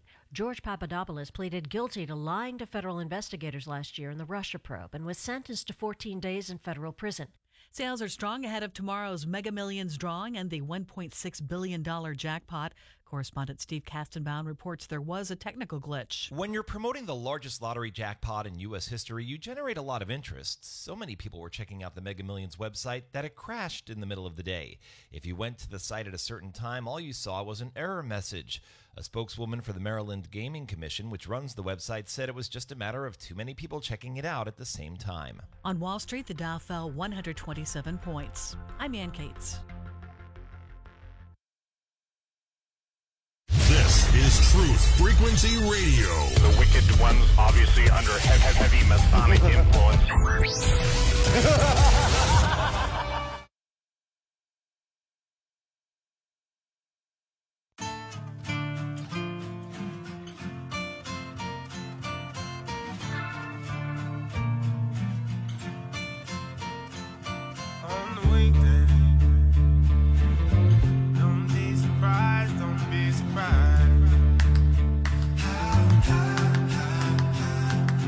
Walk like us. They even talk like us. Walk like us. But they are not like us. On the weekday, you can see the signs, you can see the signs. They wear the disguise. Look into the mind's eye. There's nowhere to hide. Don't stick all the lines. Whispers from afar. Welcome back. You are listening to Jeranism Monday Night Raw. And as we do every week, we want to be here to take your calls, me and Dave here. So if you'd like to start lining up, the number to dial is 213-233-3998. Again, that number is 213-233-3998. And no matter what side of the fence you fall on, you know, if you're on the level, stationary, beautiful plane of existence that we call the Earth, if you're on that side, or if you fall on the other side where you're spinning and tumbling in endless space for no real reason, really. Either way, give us a call and get in line here. Now, Dave, I did fail to answer your question from earlier, and that question was if we lined up 10-foot high beams, correct? Correct. And sent them down a distance, and then look through a telescope, a leveled telescope, would we see the 10-foot poles reduce in size, correct? Correct. Would you see them drop below the scope of the telescope? Right, and the answer to that is yes, you would see them, and because things get smaller with distance. But when you set up that telescope and you set it up level, well, the only thing that telescope knows, and this might be kind of hard to understand, and actually if people understood this one thing, it kind of is the entire flat Earth in a nutshell, at least in my opinion, because it also explains the Bedford level experiment, very famous experiment from the 1800s, where they went to the Bedford level and tried to measure the curvature of the Earth, and there's stories that go back and forth either way. Some people saying that the test result proved a flat Earth. Some people say that it proved a curved Earth. Well, the reason why is because when they tried to observe, let's say in this case, these 10-foot posts heading off into the distance, well, they fell away from the crosshairs, and therefore they say, well, there's drop, and therefore that means that the Earth is curving. But what Samuel Rowbotham came along after and said, he said, no, you have to aim the telescope at the tops of the first two posts. So somebody said, well, that would be angled slightly down. And that's what I mean when I told Jesse Kozlowski, and those guys had a great old big old laugh over it. I said, you have to tell the telescope what reality is, meaning that you have to tell the telescope that the level line of those posts is the aiming down towards the horizon. And so once the telescope is aimed to hit the top two posts, then the telescope will stay perfectly in line with all the other posts all the way into the distance as far as you can go. And the reason for that is because the Earth is flat. If the Earth was curved and you aimed at the first two posts and you hit the tops of them, then it would go for a little while staying with the top of the post, but then the post would start to fall away because the Earth is curved. But that's not what happens. When you aim at the top of the first two posts, that aims all the way down the distance of those posts, no matter how far you went down. And Jesse still argues with that. Jesse still argues with that. Yep. Well, because they laugh at it when I say you have to tell the telescope that, because they say, I mean, here's how simple it is you would think, at least logically, at least in my opinion, you would think, okay, if I set up a telescope and I level it, okay, so it's perfectly level, and I look off at 10-foot high posts, and let's say my telescope is exactly level at 10 feet, and I'm looking at the tops of these posts, and I shoot off into the distance, that post, the top of those posts would follow in line with the crosshairs the entire way. But as we know, in reality, things get smaller with distance, meaning that those 10-foot posts reduce in size in distance, not their real size, but by observations. And therefore, if that's our observation and that's our measuring point, then you need to teach the telescope. You need to tell the telescope how reality works, because here's the only way I can explain it. The telescope, if you picture the circle of a telescope, you're looking through the eyepiece. All the telescope knows in its existence is what's in that circle. It doesn't know that there's area above it or area below it or area to the right or left. It only knows that circle. Therefore, when you look through a telescope, you're just magnifying that 2D picture of whatever the telescope is capsulating in the distance, which is not the horizon. It would be slightly above that. Does that make any sense? It does. It was a tough one for me to grab onto, but over time, it grew on me. It was a tough one for me too. But reading about Rowbotham and him coming along after the Bedford level and explaining why they got the results they got, because John Hampton was saying the same thing at the time. He was saying, no. If the crosshairs are staying in line with these posts all the way down, then the Earth is flat, because it should stay with them for a little bit and then fall off. But that's not what happened. Even if you disagree with it, at the part where you aim it at the first two, the rest should drop off if there's curvature. And the fact that they don't proves that you're right about what you're saying. Correct. So either way, it proves there is no curvature. I agree with you. Yeah, because if somebody said, well, I don't really agree with that, I don't think that proving level means we start the telescope off level, which is basically what I'm saying. But even if we started it off level, well, because the Earth curves away from you, then you should see the posts start to curve away from the crosshairs. But if you start out by aiming at the top of the first 2 posts, then you won't ever have any falling away, which proves that the Earth is, of course, as it appears, flat and stationary. And there's no other way to really look at it. Another thing, Dave, have you heard Nathan Oakley, who has the I was just going to quote him saying, obviously, observably level. Yeah, I love that. But have you heard his shoe as example? Yeah, I did. What'd you think of it? It's good. It makes sense. Yeah, I think it's good. I just don't think people understand it. I don't think people, at least globe believers, and I don't know if they'll ever understand. I don't think their goal is to understand. But that's a question for like the meatball caller, is whether or not he would concede, because this is what's hard to get from any globe believers, any concession of any kind. I can't even name one that I've ever heard from a Soundly, from a Wolfie, where they say, you know what, you're right about that. That's interesting. No, it's always got to be, no, the globe Earth model is perfect, the way we've been handed it, and everything works fantastically. And how can the Earth be anything other than a sphere because we have GPS, right? Not only have I never heard them concede, when I basically bitch slapped Red's rhetoric with my Reds video, showing him that as you go up higher, my living room is a ball. He didn't even comment, never even mentioned it. And the last thing I heard is that he quit, going after flat Earth. That's what I heard too. But yeah, you won't ever hear a concession. It doesn't matter what you catch them in. And there's been some pretty big ones, ones that Nathan's caught as well, but they'll never concede. What I'm just looking for is a concession that things disappear from the bottom up, because they struggle with this one. They think because things disappear from the bottom up, that means that the Earth is curved. And if you just think about the fact that you could have a friend who's standing in a pair of shoes, and if you told your friend, hey, step out of those shoes, and they stepped out, and then you guys both started to back away. And let's picture a level playing field. It's a level, big field where they might grow lettuce or something, just a big empty field. As you back away, you will get to a certain distance eventually where those shoes will disappear. They will become imperceptible to your vision. They have reduced their angular diameter to a point where your eye can't see it. The shoes disappear. So now when you picture just putting your friend back into those shoes, and the same thing happens, that as you back away, the first thing to disappear would be your friend's shoes, and then slowly working its way up from the shoes to his head. And so people just can't grasp that, because if they could, they would understand why we see boats so-called disappear from the bottom up, or why everything disappears from the bottom up. It's because that is what is closest to the line of the horizon, which is the least large, and how do I want to say this? It's the minimum of the angle that you can see.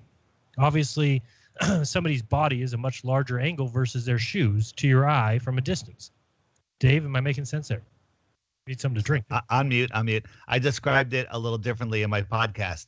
The lower you are, you have 2 types of obfuscation. One is atmospheric obfuscation. The other one is land, physical things that are blocking your view. So on the bottom, let's say you can see, 15 miles, whatever the number is, before the air becomes too opaque. And then if you raise yourself up 50 feet, you can see farther than that because it's just a little clearer up there. So you have this ramp sloping up and away from you of obfuscation. As somebody walks into that ramp, they disappear from the bottom up. That ramp stays stationary at its position from you, and as something moves into the distance, it gets smaller and shrinks right into that ramp. I need to make a video on it because I see what I'm saying in my head. I don't know if anyone understands what I'm saying. I may sound crazy. I feel the same way when I try to describe it. I tell your friend to step out of their shoes and step into their shoes. And it's so clear to me what is going on, and that ramp is compressed into the convergence line that everyone says, oh, that's the horizon. And as things move into the distance, they disappear from the bottom up into that line of convergence. It looks like it's at your eye level, but it's really, well over your eye level, whether it's you're looking at something like the sun, which is celestial perspective from a terrestrial point of view. It just goes into that line and it looks like it's the horizon. I need a graphics person, and we'll make it the greatest video ever. It'll be the best ever? It'll be the best ever if I can just get what's in my head onto a video. All right. Well, you need Eero to help you with his 3D modeling. Yeah. Every time you say Eero, I get that picture in my head. Yeah. From, You want to know what we're talking his video message. Check out the Flat Earth podcast from today. Pretty funny call from Eero Landucci.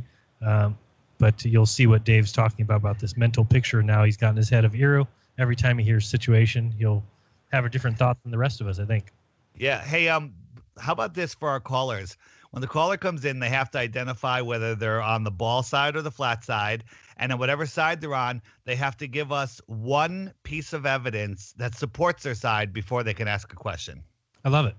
Okay. Okay. Caller, call in, tell who you are, where you're from, and your one piece of evidence that you either live on a ball or you don't. Right? Yeah. Hey, I'm Dave from Connecticut. I'm a baller, and the reason I believe I live on a ball is because you're all flat-tards or whatever. Whatever your best proof is, because that's the best one I could come up with. All right, I'm ready for that. I hope that's not the best one they've got. But I challenge anyone to come up with a better one than that. All right, let's go to the first caller and see if they can follow the protocol you're on with Jeranism Monday Night Raw. Who's this? Where are you from? Oh, hey, this is Yoshi calling from Melbourne in Australia. Hey, what's up? How's it going? Can you hear me okay? You're great. Hey, yeah. So I love watching your show, and I've been doing it for a while. I started back in about 2016, the beginning of. So, Awesome. yeah, did you want me to answer that question you and Dave were just talking about? Absolutely. Let's start out with that. So are you a flat earther or baller? Yeah, more definitely. I try to stay as open as possible, but I would say definitely more towards the flat side. And if I was to give the answer to the question, I'd say probably that recent one that you said about the inverse square law in regards to the brightness of the moon when you get close. And if I was to say one of my own findings, I would say it's not as solid, but even just when I did a flight from Sydney to Melbourne earlier this year, and I had my phone on GPS only with no active SIM card in there, so there's no mobile data, it's not going off the cell phone towers. It's interesting how when you go up, at least for me, with just doing this one experiment, there was less satellites, and the signal strength was much lower up high. I got a maximum signal strength at about 2,000 meters coming into 2,000 meters just above the city of Sydney. So it would seem to suggest more like maybe something like the old Loran system where it's ground-based, or something where it's not actually up in the sky, because you would think that as you go up higher, you should get a much higher, or at least some increase in strength, not a decrease. Would you say that and thanks for the call, by the way, would you say that the signal strength was stronger on the ground than it was, or you're saying that the highest was at 2,000 meters, even including the ground? No, okay, so it was high on the ground. There was a high amount of satellites, but then once I went at 2,000 meters, it was higher than that. It was stronger, and there was more satellites. Then when I went up to the cruising altitude, the maximum cruising altitude, there was still a strength, but it was like about half when you look at the signal to noise ratio in like GPS tests as an Android app I was using, it was sort of roughly somewhere around half the signal strength, much less satellites as well. So yeah, does that help to answer your question? Yeah, I think it's a great proof. I think it's great. Go ahead, Dave. Now is that saying that when he's on the ground, his phone is picking up satellites, and we'll just call them cell towers? Then when he goes up to a medium altitude, he picks up actually more cell towers. Then when he goes up to maximum altitude, which should be closer to the real satellites, if there are any, he's losing cell towers because of his height. Is that what I'm hearing? He even has less than he had on the ground. Yeah. So it seems that as soon as you get over that 2,000 meters, so 2 kilometers. Sorry, I don't know the American measurements of that, but once you get above that sort of 2 kilometers, that's where the maximum is. And then once you go up higher, it just seems to start gradually getting less and less and less and less. And then up at that cruising altitude that you're normally sitting at, it's like half or something, roughly. Like from memory, like it's a lot lower. It's a lot noticeably lower than what it is on the ground, let alone that 2,000 meters. It's well below that. So it's just a simple sort of test. Like I would like to be able to go up and do more tests in. I know a friend of mine has a pilot's license, but I just haven't got to go and do that yet. And I would like to do some more experiments. That's why it's like for ages I was trying to contact you guys and see if maybe I could get in touch with Bob, because I don't really know electrical engineering, but I know that he's an RF engineer, and I'm just trying to like learn myself. So I found, for example, that you can get like a little cheap TV tuner that's like a USB one, plug it into your phone, and it's a much cheaper way of doing a spectrum analyzer.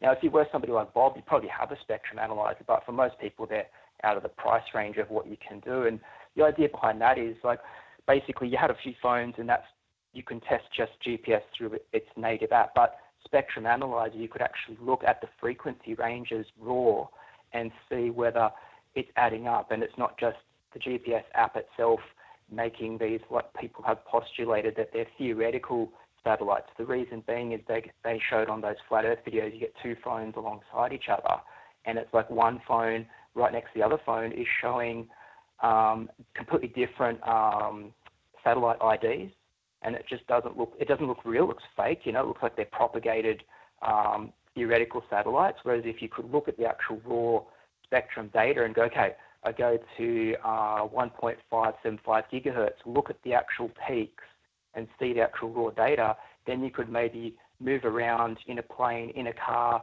and then look at the signal strength raw and sort of see, are we getting an increase when we go here or there, or, kind of like they did back in the day years ago when you'd go and look for free Wi-Fi hotspots, and they would have like a directional antenna, and then they would have a multi-directional antenna, and then they go around and they call it war driving, and they used to like find the free Wi-Fi hotspots by using these two antennas and basically kind of the signal strength,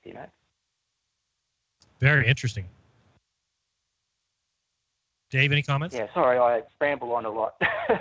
No, it's okay. No, but it's interesting. I had an argument with somebody over the weekend on a comment thread.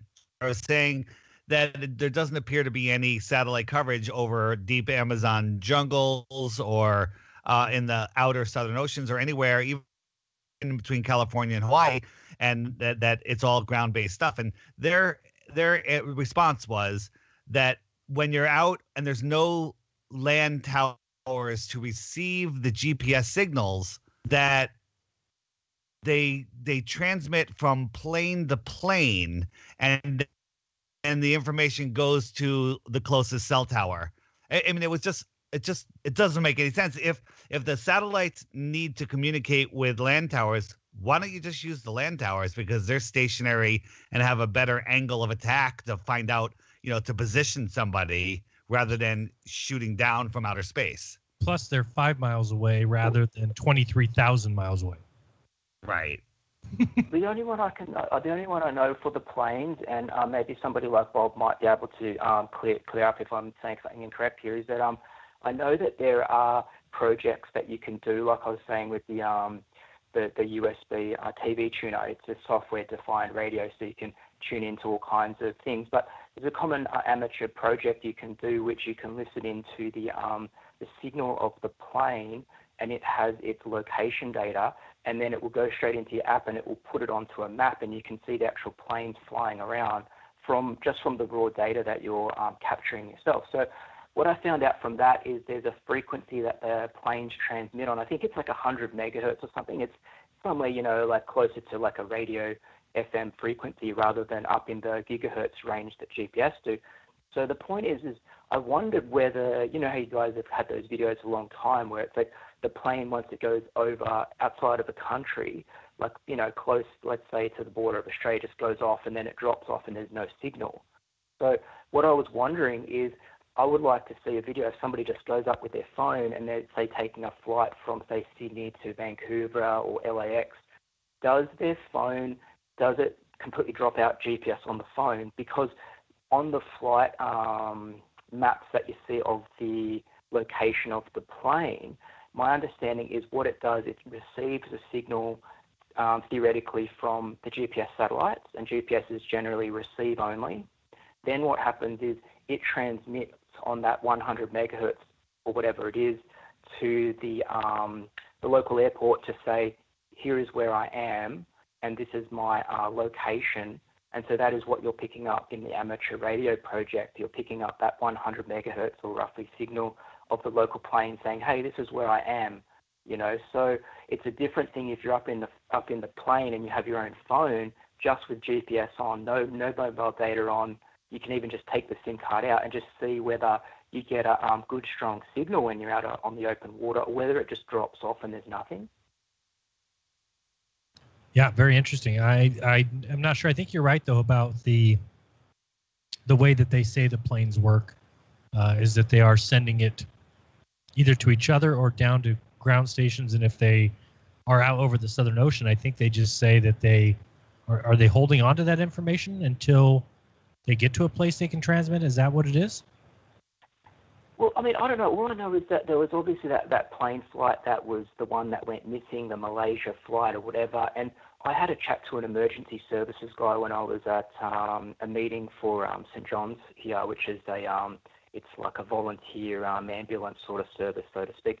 And it was interesting because it came up spontaneously, and he said, yeah, you know, like they had emergency services out. They had some aircraft out searching, and it wasn't for long, and then they gave up because it was just huge areas of water and you can't see much of anything. So he said that from my memory, this is going back a little bit now, and sorry, I have a bit of anxiety just because I'm on the phone, and you know, I've been wanting to chat to you guys for ages, so forgive me if I don't have the correct you know, things. But from my memory, he said that after that incident and after the emergency services went out, that they said that their transponder wasn't on, and that was why they had lost them, and that afterwards all planes have to have their transponder on, sending their location. Now that seems to be very strange, because when I went and had a look to confirm what you and other YouTubers had said about this,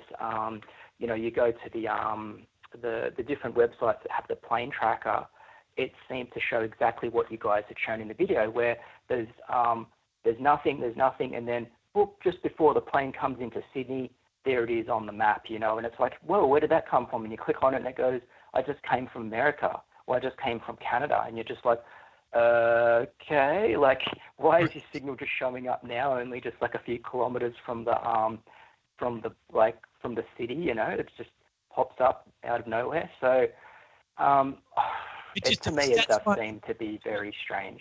Yeah, to me, that's where it just makes no sense, because if you just picture and I do appreciate the call, we're going to go to a break here, so I'm going to let you go, but thank you so much for the call. But when you think about when you're flying, if we had satellites like they say we do, and they're everywhere around you, then all you would need is a simple apparatus on the plane that communicates with the satellite, which sends it down to Earth. Then every single plane is tracked at all times, because it's constantly sending its location to the nearest satellite, which is beaming it back down to Earth. So what is difficult about tracking airplanes in the sky if we have what we're told, satellites, et cetera, et cetera, et cetera? Well, I don't understand what's so difficult, rather than we lose a plane and say, oops, sorry, crashed in the water, but we don't know where because it stopped sending data. You know, Dave? It's ridiculous. I can't even have the discussion anymore. There's everything about tracking and coverage point to land-based stationary towers. Like the dead spot, I know where the dead spots are in my town for my cell phone because they're always in the same place. They're not traveling. They're not moving around. I know that as soon as I get offshore when I'm in an airplane, that they turn off the television. You lose your television signal and they just have movies. It's because you're not able to pick up the DirecTV signal, which is ground-based. We should all get free DirecTV when flying in planes. Right. It should be crystal clear. Should be getting closer. I mean, there should be no crisper picture. Right. Guys, so don't go anywhere. We got 1/2 hour more. Remember the rules. If you call in baller or flat, and you're one proof of each. Don't go anywhere to listen to Jeranism Monday night. It is raw.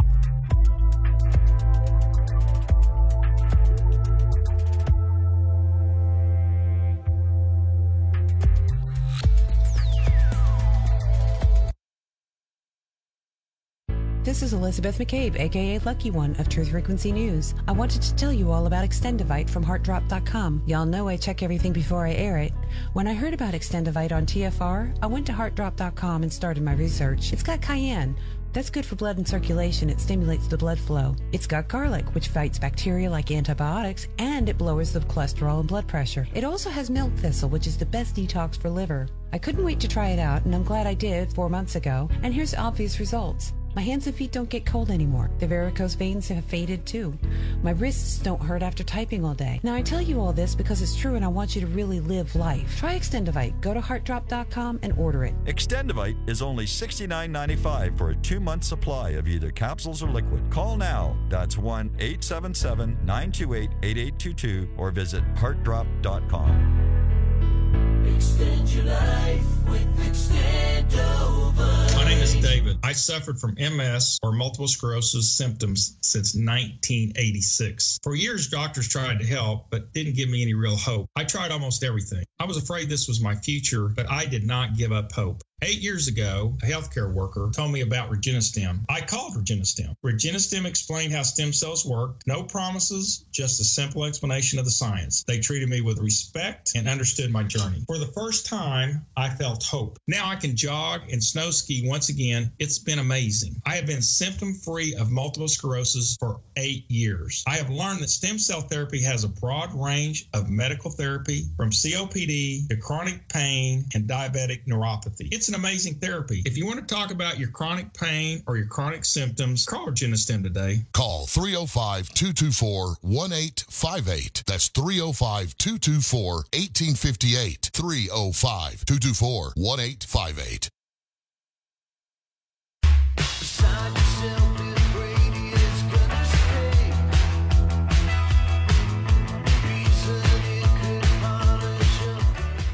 Everyone, this is Phoenix of Phoenix Rising Radio, inviting you to join me every Tuesday and Thursday evening, 7 p.m. to 9 p.m. Eastern, as we cover what is happening within the collective matrix of our experience: geopolitical, economic, alternative health, earth changes, and the esoteric. Now is the time to lift your mind higher. Now is the time to rise above. So be sure to listen to Phoenix Rising Radio every Tuesday and Thursday at 7 p.m. Eastern Time, right here on TFR.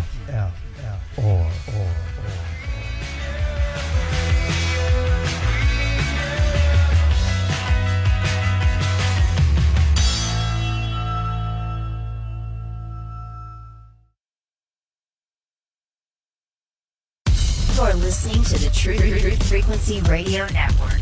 No hate, no hype, no fear.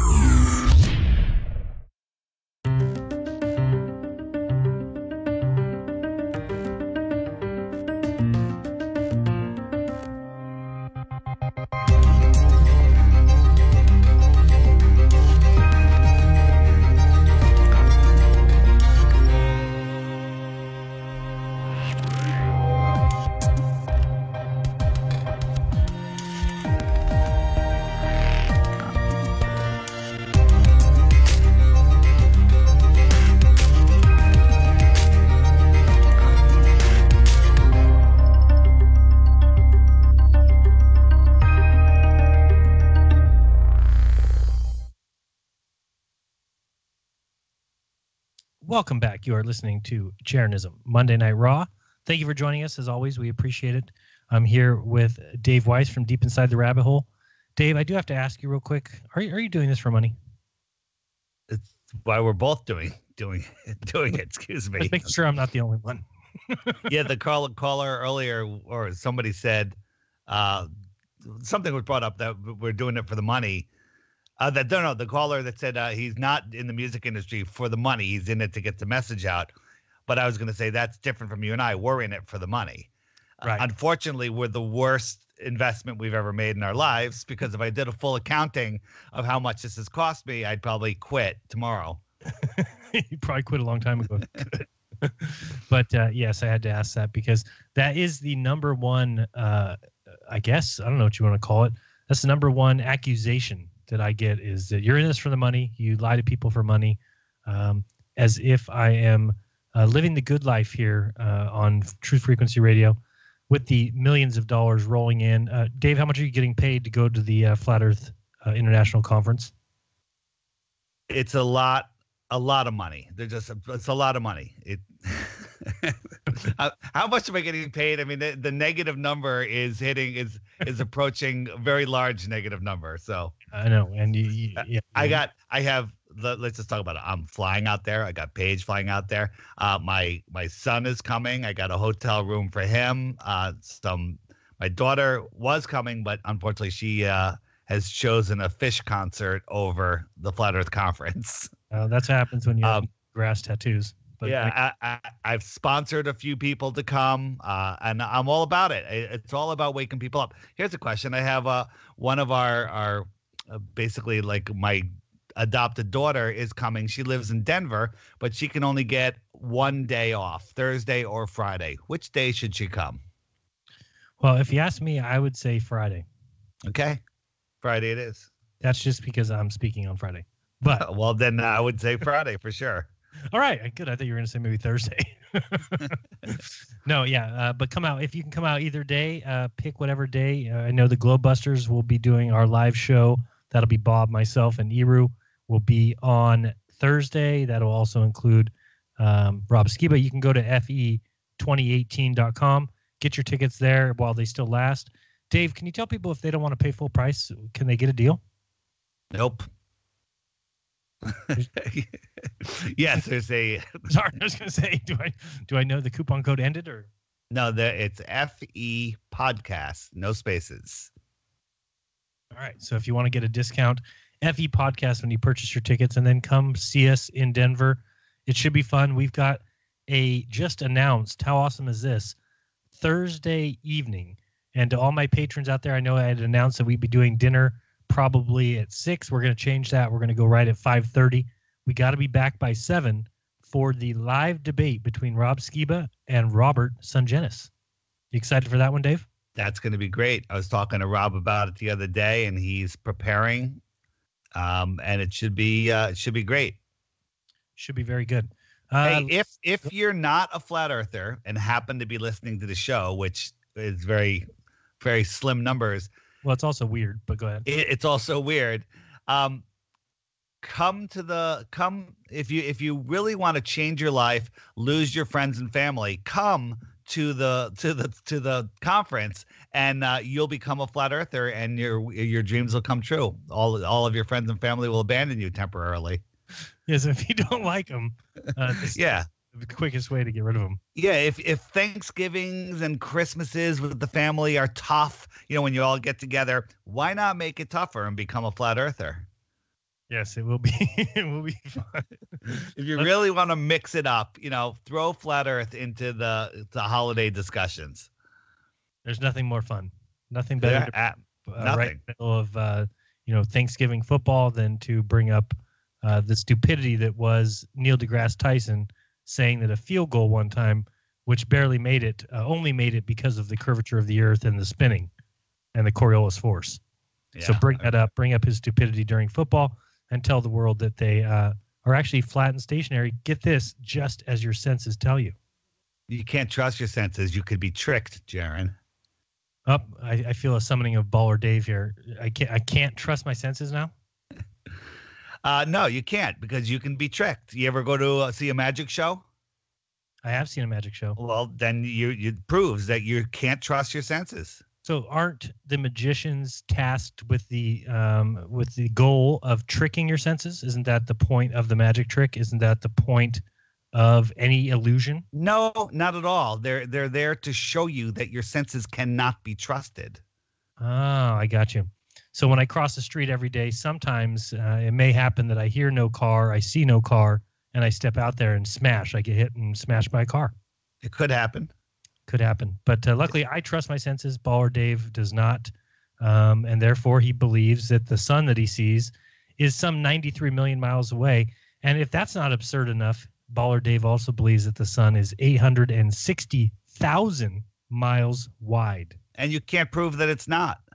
No, you're right. There's no way to prove it at all. And you think that all of the people, where did you get your schooling, Jeran? Where did you get your PhD? Because all of the other people that got their PhDs, they're all in consensus that it's 93 million miles away. Oh, did they all read the same books to get their PhD? They read all the books. They even wrote books, Jeran. How many books have you written? How's your bookstore? Did you write any books in your bookstore? No, I have not, but I am actually thinking of writing one. Would you like to buy it? No, because it's nonsense. You're probably going to tell me the earth is flat and the sun is close. Right. Just like our senses tell us. I know. Heaven forbid. Nope. And they could. What if they watch Deep Inside the Rabbit Hole videos and see that the sun fades out once you get up higher than the cloud deck? That's CGI, dude. Come on. Oh. How stupid are you? You actually believe those are real? Yeah, and I disbelieve in the Soundly videos that you believe in. The I'm going to start calling it Curvatrain. No. Soundly's an idiot also. Okay. Baller Dave doesn't even like Soundly. Baller Dave is growing on me. Uh-oh. A little bit. Baller Dave is gone. Oh, Dave is back. Good Dave. I get frustrated. I get antsy. Let's go to the phones. You're on with Jeranism Monday Night Raw. Who is this? Where are you from? Hey, Jeran. Hey, David. It's Brian from Niagara Falls. Brian, say your real screen name, please. Come on. Ginger Sugarbush 905. All right. What's going on? How are you? How's things up near Canada? Believe it or not, I'm a flat earther. All right. Good job. So you want my proof? Yep. Sure. It's proof. Do you guys remember the flat Earth baby? From the airplane. From the Philippines on their way to LA. And this lady went into labor 2 months premature. And where do they make their beeline? End up Alaska. Right. And they were coming across from, Tokyo or something? Tokyo to LA or something like that? It was from the Philippines originally, from my understanding. And that is so that should be. I'm sorry. I said that's a good call. Flat Earth baby. I like it. It's good. It's my favorite proof that I heard when I was first looking into this stuff.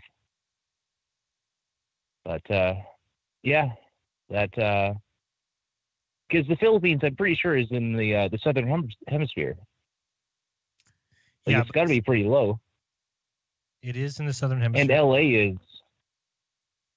LA is basically a little above the equator, and Alaska is way the hell north.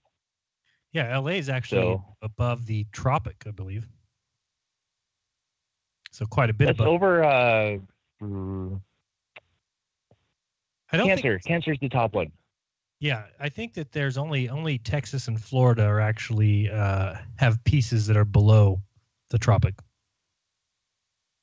So LA is actually, really far from the equator, and the Philippines is well below. I'm not sure where it is compared to Capricorn. I'd have to look.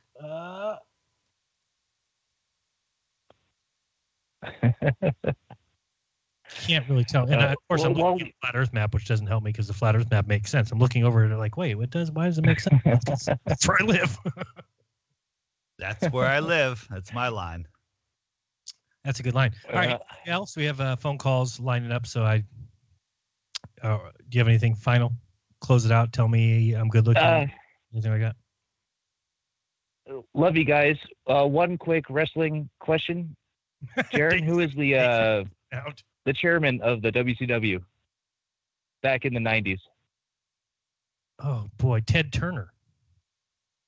No. We're not talking about the owner. We're talking about a wrestler who called himself the chairman. The chairman of WCW? I don't know. Tell me. He's a luchador. Luchador, he would smack people with chairs. He'd walk to the ring with a chair. Skeleton outfit. Super crazy. No. Psychosis. La Parka. Thank you. La Parka. I can't believe I got you with that one. I can't believe it. Yes. Okay, we got to go because Dave. Anyway. Yep. Dave, wake up. Dave, we got another call. You're on with Raw. Who's this? Where are you from? And can we keep Dave awake? Hey, Pancakers. I saw the bat signal in the sky. This is your meatballer caller. You knew we were calling your name or what? Got the sound effect, Jeran. Yes. You wanted me to give a call, or you were wanting me to give you an opinion All right. on. Oh yes. Well, a concession. A concession. We need but don't we need his ball proof before he continues? We One do. ball proof. Yeah, I got over a dozen things that I could talk. No, about. just one ball proof. That's all we want. One specific thing that proves you live on a spinning ball. Can you narrow it down to one and just one? Yeah, but not seven. Okay. One. First of all, I'll give you the one. But before that, you were talking about the GPS. No. Okay, Nothing before. I just want the one proof before you do anything. That's the rule of today. Okay. All right. This is something that I learned just this past week. Okay. The gyro compass. The compass that keeps ships sailing the right direction. A gyro compass. A guy named Sperry, back in I think it was 1908, had a company that was manufacturing these, and they still are a company. So the gyro compass, it uses a gyroscope to detect true north. And so the way they do it is they spin up this gyro, and then depending upon which way and they hang it from a wire so it has nothing influencing it, and it hangs and towards the earth. And then this impossible thing of earth rotation causes that gyro to process, or what's called precession, and then they detect that alignment towards the north. It has nothing to do with magnetism or anything like that. So that's it doesn't have to do with the fact that it's just spinning and slowly rotating off of its axis, which if you ever played with a gyro, that's what they do. Well, just look it up. Look up Sperry and gyro compass. So you asked me for my one thing. That's something that I just learned. That's your proof. That's your one proof that you live on a ball. That's your best proof. That's your best proof. That's the one that I just learned here this past week. That's a do you have one that you've been a baller caller for a long time? Do you have any? Do you have a proof that shows that you live on a spinning ball? Or is that it? The gyro compass. The gyro compass. Look it up. I mean, it wouldn't work if the Earth was not spinning. I disagree with that. Well, but you can disagree, but look it up first. Because, I mean, I didn't know, I myself didn't know about this until last week. It's been about a week I was looking into it. It was interesting to me. Right, because if you went spin... through a lot of things, and this was like... Yeah, but if you spin a compass on... 1908. Sure, spin a compass on a flat Earth, and it's going to tend to lose its rotation and lean a certain direction, correct? Well, it's not even. I mean, I can't even discuss it here with you. I'm just saying, okay. Go look it up. That's my one thing. I mean, because we'll look it up. We'd have to get into a lot. Okay, so anyway, on your GPS thing, talking about going to the Amazon and not being able to pick up GPS, so you will be able to pick it up. But if you're out there and you're on your cell phone and you pick up the GPS and you know exactly where you're at, you're not going to be able to call anybody because you won't have cell traffic. You won't be able to pick We're talking about airplanes flying over the Amazon that disappear off a tracking radar all the time. Yeah, any plane that goes over You had mentioned it. Okay, so this is what I wanted. Like I said, I have a lot of things. I've written them all down because every time you talk about something, I go, well, here's the deal. Okay. So if you want to know about GPS, rather than guessing about it, just like with the gyro compass, you can go look it up and get the data on it. Okay, so for the GPS, if you have a piece of paper and a pencil, write this down. It's IS-GPS-200J. Okay, and so 25th of April, 2018, that's the current specifications for GPS. And you can go and you can download it, and you can get exactly how it works. And I looked at it, and it would probably take me maybe 6 weeks to figure out, to go through it and really digest everything. And I'm not going to go do that because I don't have a. That's the problem, though. That's the problem I have. The problem is I can explain how something works, but that doesn't mean that's how it works. I can make up a story and this GPS, the reason it doesn't work over the ocean is because it's bouncing, off of, you can make up any story you want and believe it or not. No. Here's the thing. What he's saying, this though. Is the manual. Yeah. This is the manual. It's not hidden or anything. This is how all the manufacturers manufacture GPS equipment. So again, IS-GPS-200J. Gotcha. And I'll bring you back next week because I can tell you where to find it. But Robert Sungenis' buddy brings up there's a paper where it's been found out by the guys that go through the GPS code. They've gone through it and said that there is no fixings in there for relativity, like we've all been told. That there's written papers about it. So just so you know, so we'll go through that and we can talk about it again. Well, but they tell us. Yeah. Wait, do we get a concession? Do we get a concession yet that things would disappear from the bottom up on a flat Earth as well? Okay, you want to talk about that? Yeah. No. Because Hold on, I just described. I've heard that. I just described it. So if we have shoes, you're standing in shoes, me and you're over there, we start backing away. Would those shoes disappear because we got too far from them? Right. I would agree that something, it wouldn't matter with their shoes or whatever you have, if you're holding a coin in your hand or whatever. No, it wouldn't matter. A coin in your hand is different than the shoes at your feet. I'm just saying the size. Okay, so as we I'll give you the answer to it. Sure.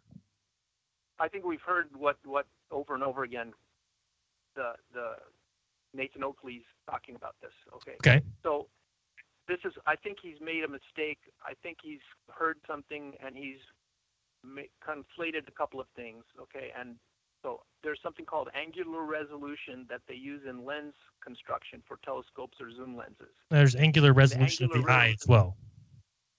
Right, for a lens, right.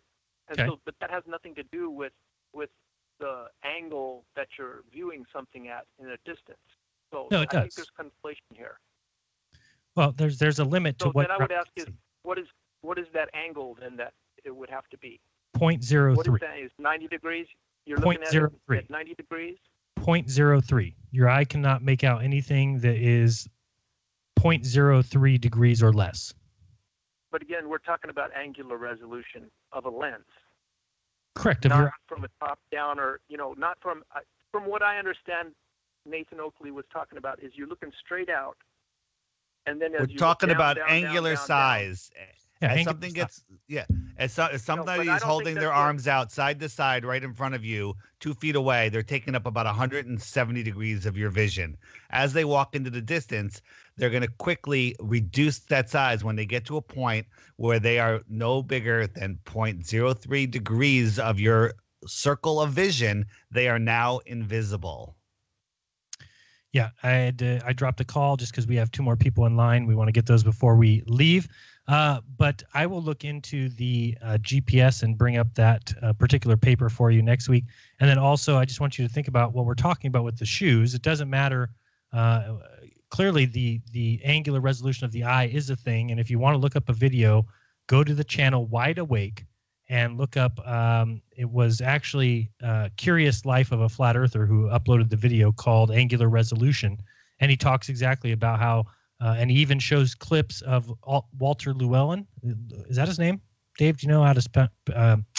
He's a famous physicist, and there's tons of clips of him explaining exactly what goes on with the angular resolution of your eye and how you cannot see anything, no matter which. No human in the world can see smaller than a certain size, a degree in your eye, and every item you look at is a certain degree in your eye, and as things get closer to the horizon line, their size reduces until they disappear.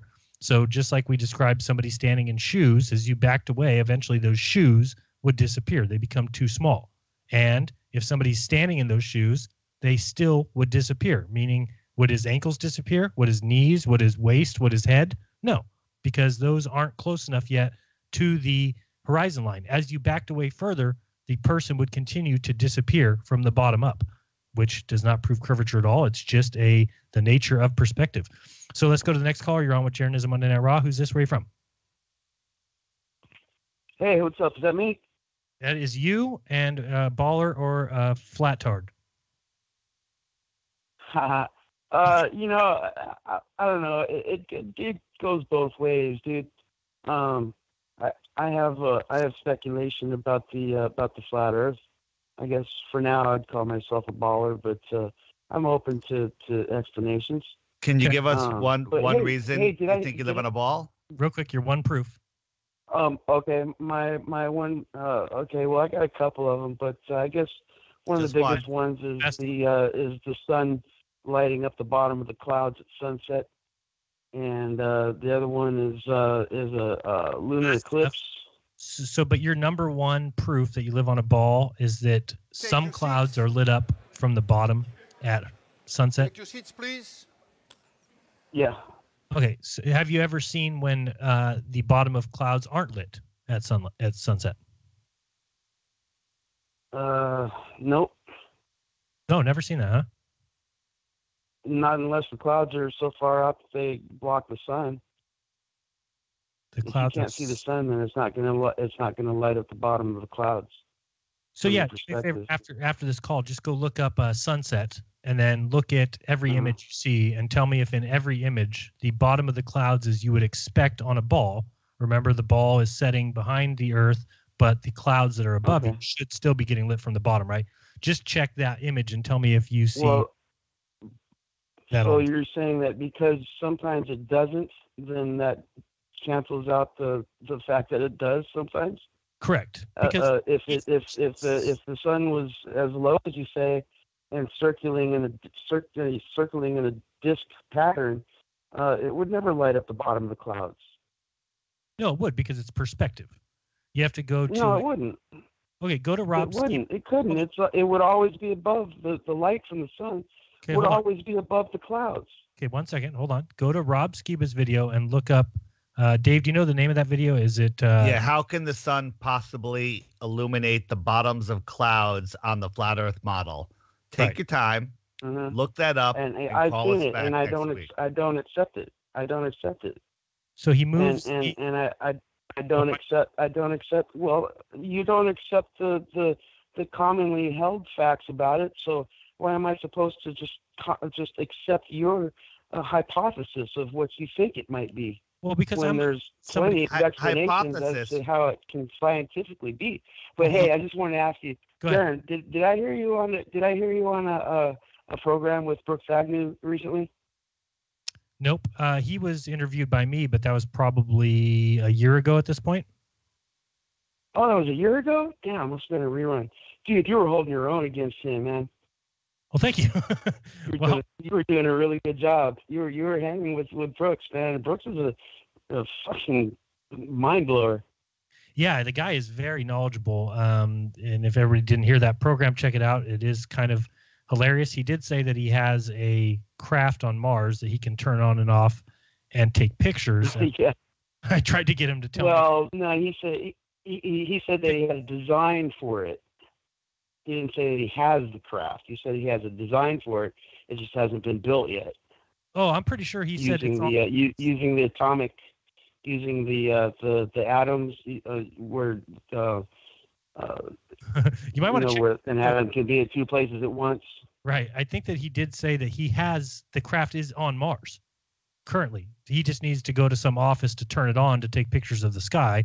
And I told him to take me with him. Sorry. But anyway, I didn't catch that part.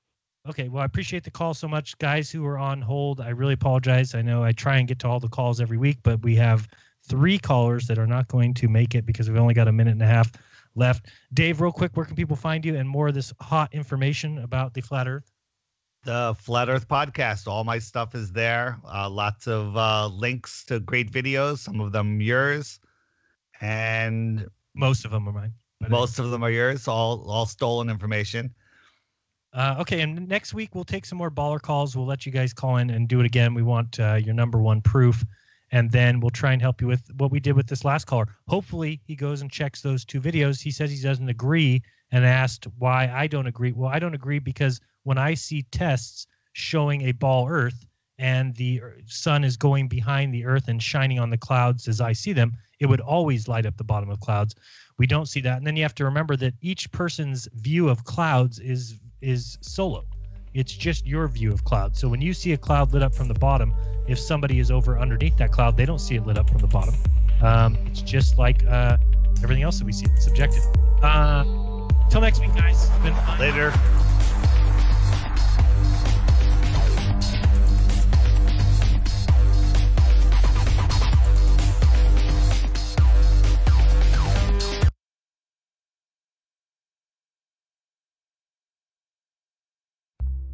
Censorship and regulation is becoming an ever-growing problem in today's modern media. From the mainstream to YouTube and Google, the information you're looking for is buried by official narratives and propaganda. This is why TFR is 100% uncensored, unregulated, and listener-supported. The shows on TFR are not micromanaged by the station, and our hosts are free to speak their minds however they please. As such, the views and opinions expressed on our station are of those who make them. If you happen to hear anything offensive on TFR, please send us an email to toughtitty@tfrlive.com, and we'll be happy to tell you that we really don't give a damn. We stand for freedom of speech and non-censorship. If you also stand for free speech, you can go to tfrlive.com/signup and sign up for a TFR supporter pass and help us in our mission to keep the airwaves uncensored and unregulated. TFR Live, your uncensored and unregulated protection from deception. Journalist murder, migrant caravan. I'm Ann Cates. President Trump says he's not satisfied with Saudi Arabia's explanation about the death of a Washington Post journalist. Correspondent Caitlin Collins. The president telling reporters today he's spoken to the Saudi crown prince, but suggesting he won't accept their request for another month to investigate Khashoggi's murder. That's a long time. There's no reason for that much. While appearing doubtful of Saudi claims, Trump's still not willing to sacrifice the Saudi arms deal, even after one of his biggest allies in Congress, Senator Rand Paul, called for ending it, arguing that sanctions won't be enough. The president says there are Middle Easterners among the thousands of Central American migrants traveling through Mexico. Correspondent Patrick Oppman says that does not appear to be the case. The vast majority of people in this caravan are Hondurans who say they're heading north either to reunite from family because